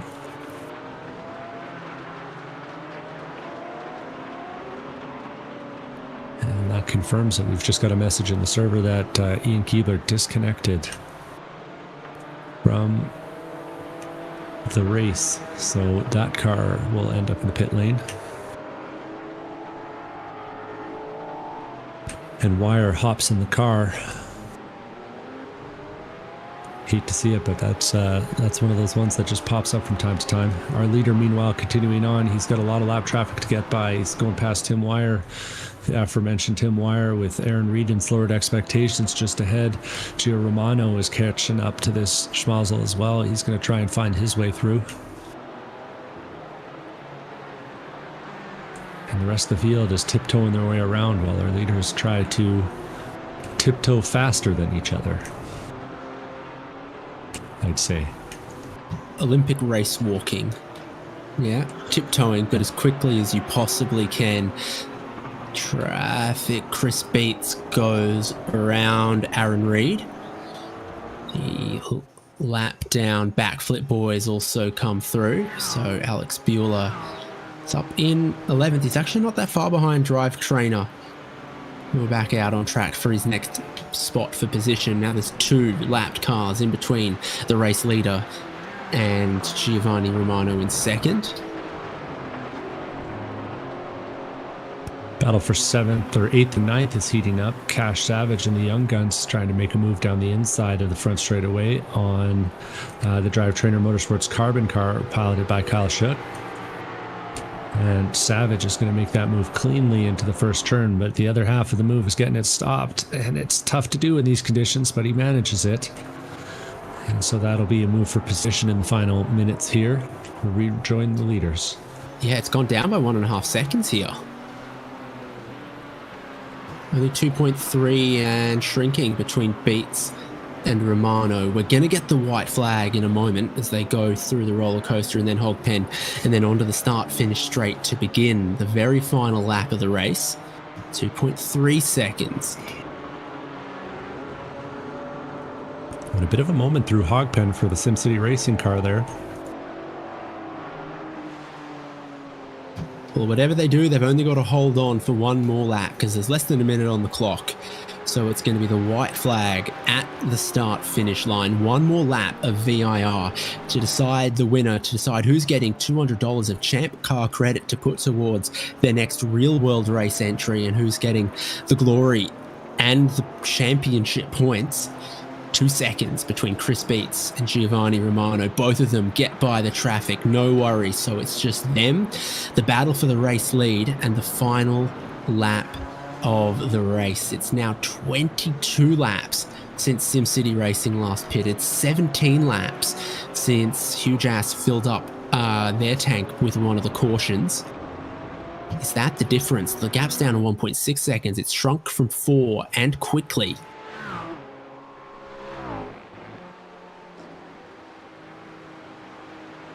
Up the S's has kind of been a strength of the Porsches. Giovanni Romano is not shy. They weren't at race 1, so they're on a blank slate. It's underneath a second. Romano's closing this, and so quickly in towards the oak tree. He breaks what, 100 feet later? He's almost on the rear bumper of the Porsche now, exiting the oak tree. Can the Mustang get traction? Chris Beats is a little bit wide. You're kidding me. 3 hours of racing. We're on the last lap. SimCity Racing's lead is 0.3 of a second, and a gigantic Mustang is in their mirrors with 2 braking zones left to go, headed towards the roller coaster. How brave do you want to be in either of these positions? Chris Beats already with a win underneath their name. Romano needs every position they can get. It needs to be perfection from here to the end of the season. And he can't get anything done at the roller coaster. They'll head down to the hog pen, and you can't afford a mistake. The curbs are slippery, the grass is slippery, even the racetrack proper is slippery. Now, massive slide on traction for Chris Beats, but he's 0.8 of a second ahead, and he's managed to survive. Incredible pressure on the final lap. The checkered flag waves, and SimCity Racing are 2 wins from 2 endurance races in 2025 in the ChampCar iRacing series. Huge Ass and the Mustang arrive for second place, and 24:30 are going to be on the podium here at VIR. 2/3 of the podium Canadian. I could deal with that. David Haynes. Kevin Zhu is looking to bring that St. Kitts and Nevis flag to 4th place as he comes through Hogpen one final time, gingerly piloting the car around, and he'll get it onto the straightaway in this torrential downpour and take home 4th place. That's Zach's Hitman Emporium, 2nd place race 1, 5th place in race 2. We got Bill Woods. We got Ron Wolf in the Thonk Esports car now crossing the line in 5th. Sorry, I misspoke because he was in 4th. Balthazar Motorworks, Bill Woods behind the wheel to close on the final stint here. That's 6th place for them. Nicholas Wallenberg coming up the straight now in that purple and white Mustang, saving the Stang from 7th place. The Young Guns recovering after that late accident, took them out 8th place after an impressive drive all day long. And 9th place is Kyle Shook, and we have a 2-wide Mustang finished. They must be taking photos afterwards. And that is the final car on the lead lap for us. Woo! I blinked and that flew by, Haynes. Yeah, from a wet start, a change to slicks, and then the rain came back and we finished in a treacherous VIR, a couple of safety cars, wet tyres all around. So SimCity Racing with the win. Huge Ass Mustang in 2nd, 2430 Esports in 3rd. Zach's Hitman Emporium have a 2nd and a 4th so far this season to their name. Thonk Esports Motorsports SimSports Racing powered by Beer finished 5th. And then Balthazar Motorworks in 6th. Project Save the Stang powered by Sennhauser Racing Team in 7th. Young Guns in 8th. Drivetrainer Motorsports Carbon 9th. Backflip Boys 10th. Drivetrainer Motorsports Emerald 11th. Rubber City Performance in 12th. They were a lap down, so was Legitimate Racing. Slowered expectations were 2 laps behind your leader. Another 2 laps behind that, so 4 laps behind the leader was LF Racing, and then that's 9 laps down for Love Racing, but they finished. And the other Love Racing car with Team Thomas Love was 10 laps down. But after all of that and damage many times to multiple cars, 17 start and 17 finish.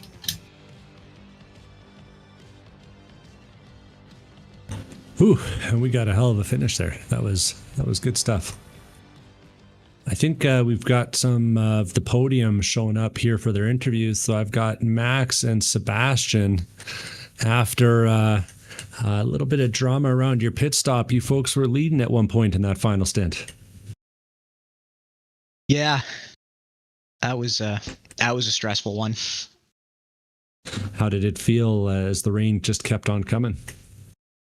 It was kind of, I didn't know if I should take a risk battling with the guy in front or just sit there and let him make his mistakes. So I kind of just played it safe, kept it where I was, and just did what I could.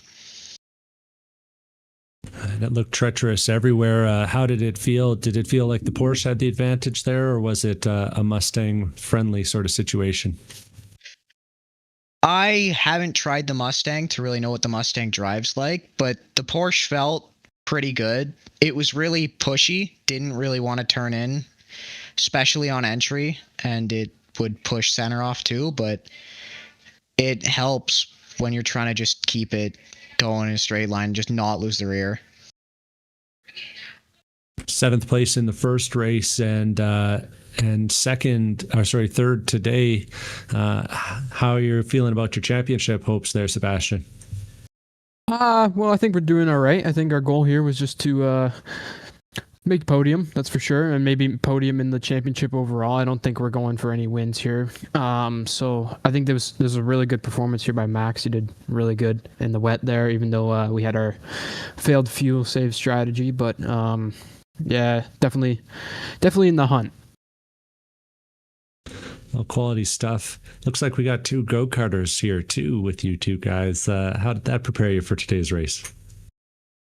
Well, I think karting in the rain doesn't really translate over here too much. So I don't know about Max, but yeah, I think it's a completely different zone here, but I'm slowly getting used to it. And yeah, Max, your thoughts?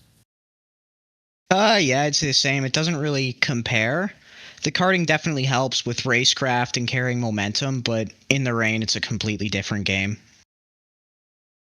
Sounds good. Well, it sounds like the 2 of you are going to be competitors here. We're looking forward to seeing you in a couple weeks at our next round at Road America. Thanks for coming out and putting on a good show today, guys. Thank you. Thank you, guys.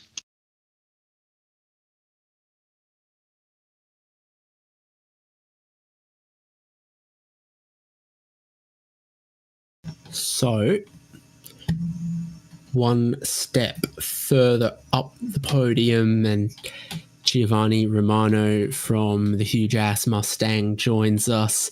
Did you think maybe there was a chance there on the final lap that gap was closing quickly? Honestly, I was surprised I got that close in the first place. I really nailed the S's and gained a ton of time. But I wasn't betting on getting him at the line because the last corner in the Mustang was really rough. Didn't have the rear grip to get it going. So I think I got through there really well, but it was just not enough. Came in rear grip was superior there, but it was a really good fight. It was fun. What was Alex Harrison's kind of strategy? What did you guys work out from that early part of the race? And the early part of the race was rough.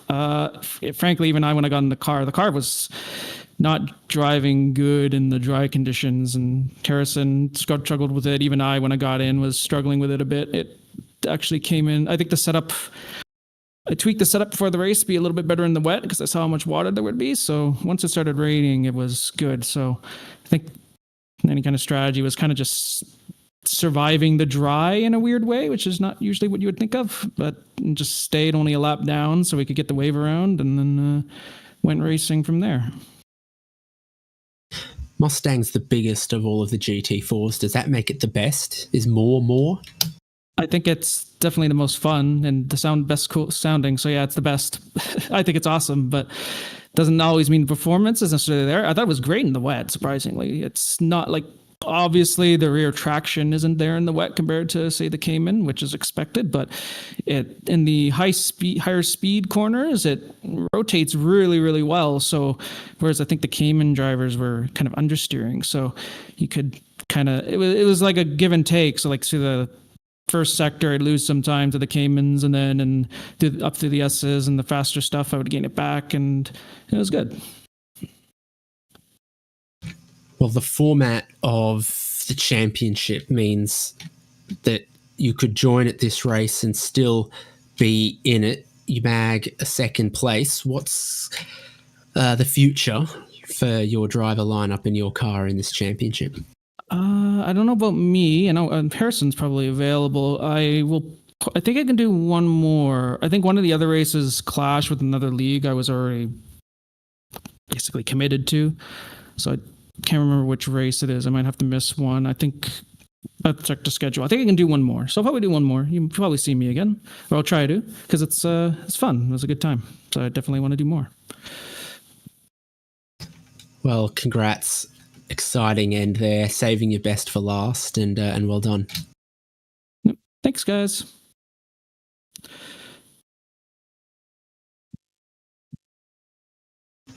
Seven Peters. Let's get to our winners. Well, and I'm here with Chris Beets and Ryan Puckdall. And Beets, that final stint, things were a little hairy. That final lap, things were a little bit hairy. It felt for a moment like it was maybe going to go away. Tires were definitely on their way out, and I played the whole stint trying to make sure that they were there for the end. I knew he was quick, and we were keeping an eye on it. But yeah, just try to keep it safe. I had the spin earlier, so the confidence wasn't quite there, but we held out in the end. Yeah, a quality drive it was, and you put on the lion's share of the work there. 70 laps out of 84 behind the wheel. Was that part of the strategy today? Ryan, if you want to talk about that. Yeah, I wasn't feeling 100% today. And Chris obviously had quite a bit of pace, so it just made sense to keep him in the car, or else, maybe I make a mistake or something, throw it all away. But I'm glad, he did a really, really good job. So, that's his win there. It's good to have a team behind you to put a win together like this one. Ryan, I got to ask, we learned today about your nickname, the Rocket, and Haynes told me that there's an AFL coach with the nickname Rocket, famous for blowing up. And I don't know, were you feeling worried there during the final stint watching Chris? A little, but I knew that Chris had it under control, and I believed in him, and he didn't disappoint. That's good stuff. Chris, you looked at home out there in the Porsche. Have you turned any real laps around VIR or just the virtual ones? Unfortunately, my government salary is limited to the virtual, so this is the the limit of my abilities. Well, hopefully, with the help of 200 more champ bucks, you folks will get your opportunity on the real racetrack. Thanks for coming out. And thanks. Now, you got 2 back-to-back wins. You got to be feeling pretty good about the championship. Yeah, we're pretty stoked. Looking forward to the next 2 races. We'll be looking forward to have you guys. Anyone you need to shout out today? Yeah, shout out to Ryan, since his nickname Rocket Ryan. He got the Blue Origin rocket up in space the other day, so all of his hard work worked out, and he still got enough time in to do some laps here and get ready for this weekend. Cheers, guys. Thanks for coming out. Yeah, thanks. See you guys.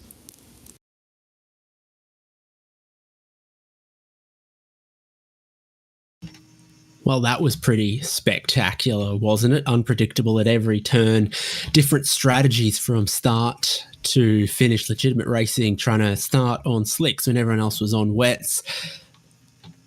Rubber City performance, trying to be the first to go from slicks to wets when that changed. Different fuel strategies like 24-30, but in the end, the pace, the consistency of that driving combination at SimCity Racing make them back-to-back Enduro race winners in the ChampCar iRacing series with 2 more races to come. It's not yet too late to join us with 3 hours of Road America and 3 hours of Sebring still to come. I've just gone and tallied the points and has SimCity Racing on 2, Zach's Hitman Emporium on 6, 24-30 Esports on 10, Drive Trainer Motorsports Carbon 13, Drive Trainer Motorsports Emerald 14, and Backflip Boys 15. That's the top of our standings at the moment, but all of it could change with Road America and Sebring still to come. We can't wait, Devin. Yeah, looking forward to it and loving it. This ChampCar Enduro series, more competitive than ever, and it's still the best way to get from the virtual track to the real track, and we got a hot competition for those champ bucks here at the top. Forum.champcar.org, right at the top, all of the information, the schedule, the information on the individual races and how to join us. We hope you will, either this year or next. And as we look forward to Road America, the National Park of Speed, we wait to see what that will bring. SimCity Racing are the ones to catch. Huge Ass make a splash as they arrive at round 2 in the championship, and the consistency from Zach's Hitman Emporium and 24-30 Esports keep them in the championship hunt, heading towards an eventual finale. I've been David Haynes with Devin Peters, Michael Derby in our production from HJBC. We hope you've enjoyed this racing and every single twist and turn. Great to have the support of ChampCar and all of our teams competing. We'll see you for the ChampCar iRacing 3 hours of Road America in 2 weeks' time.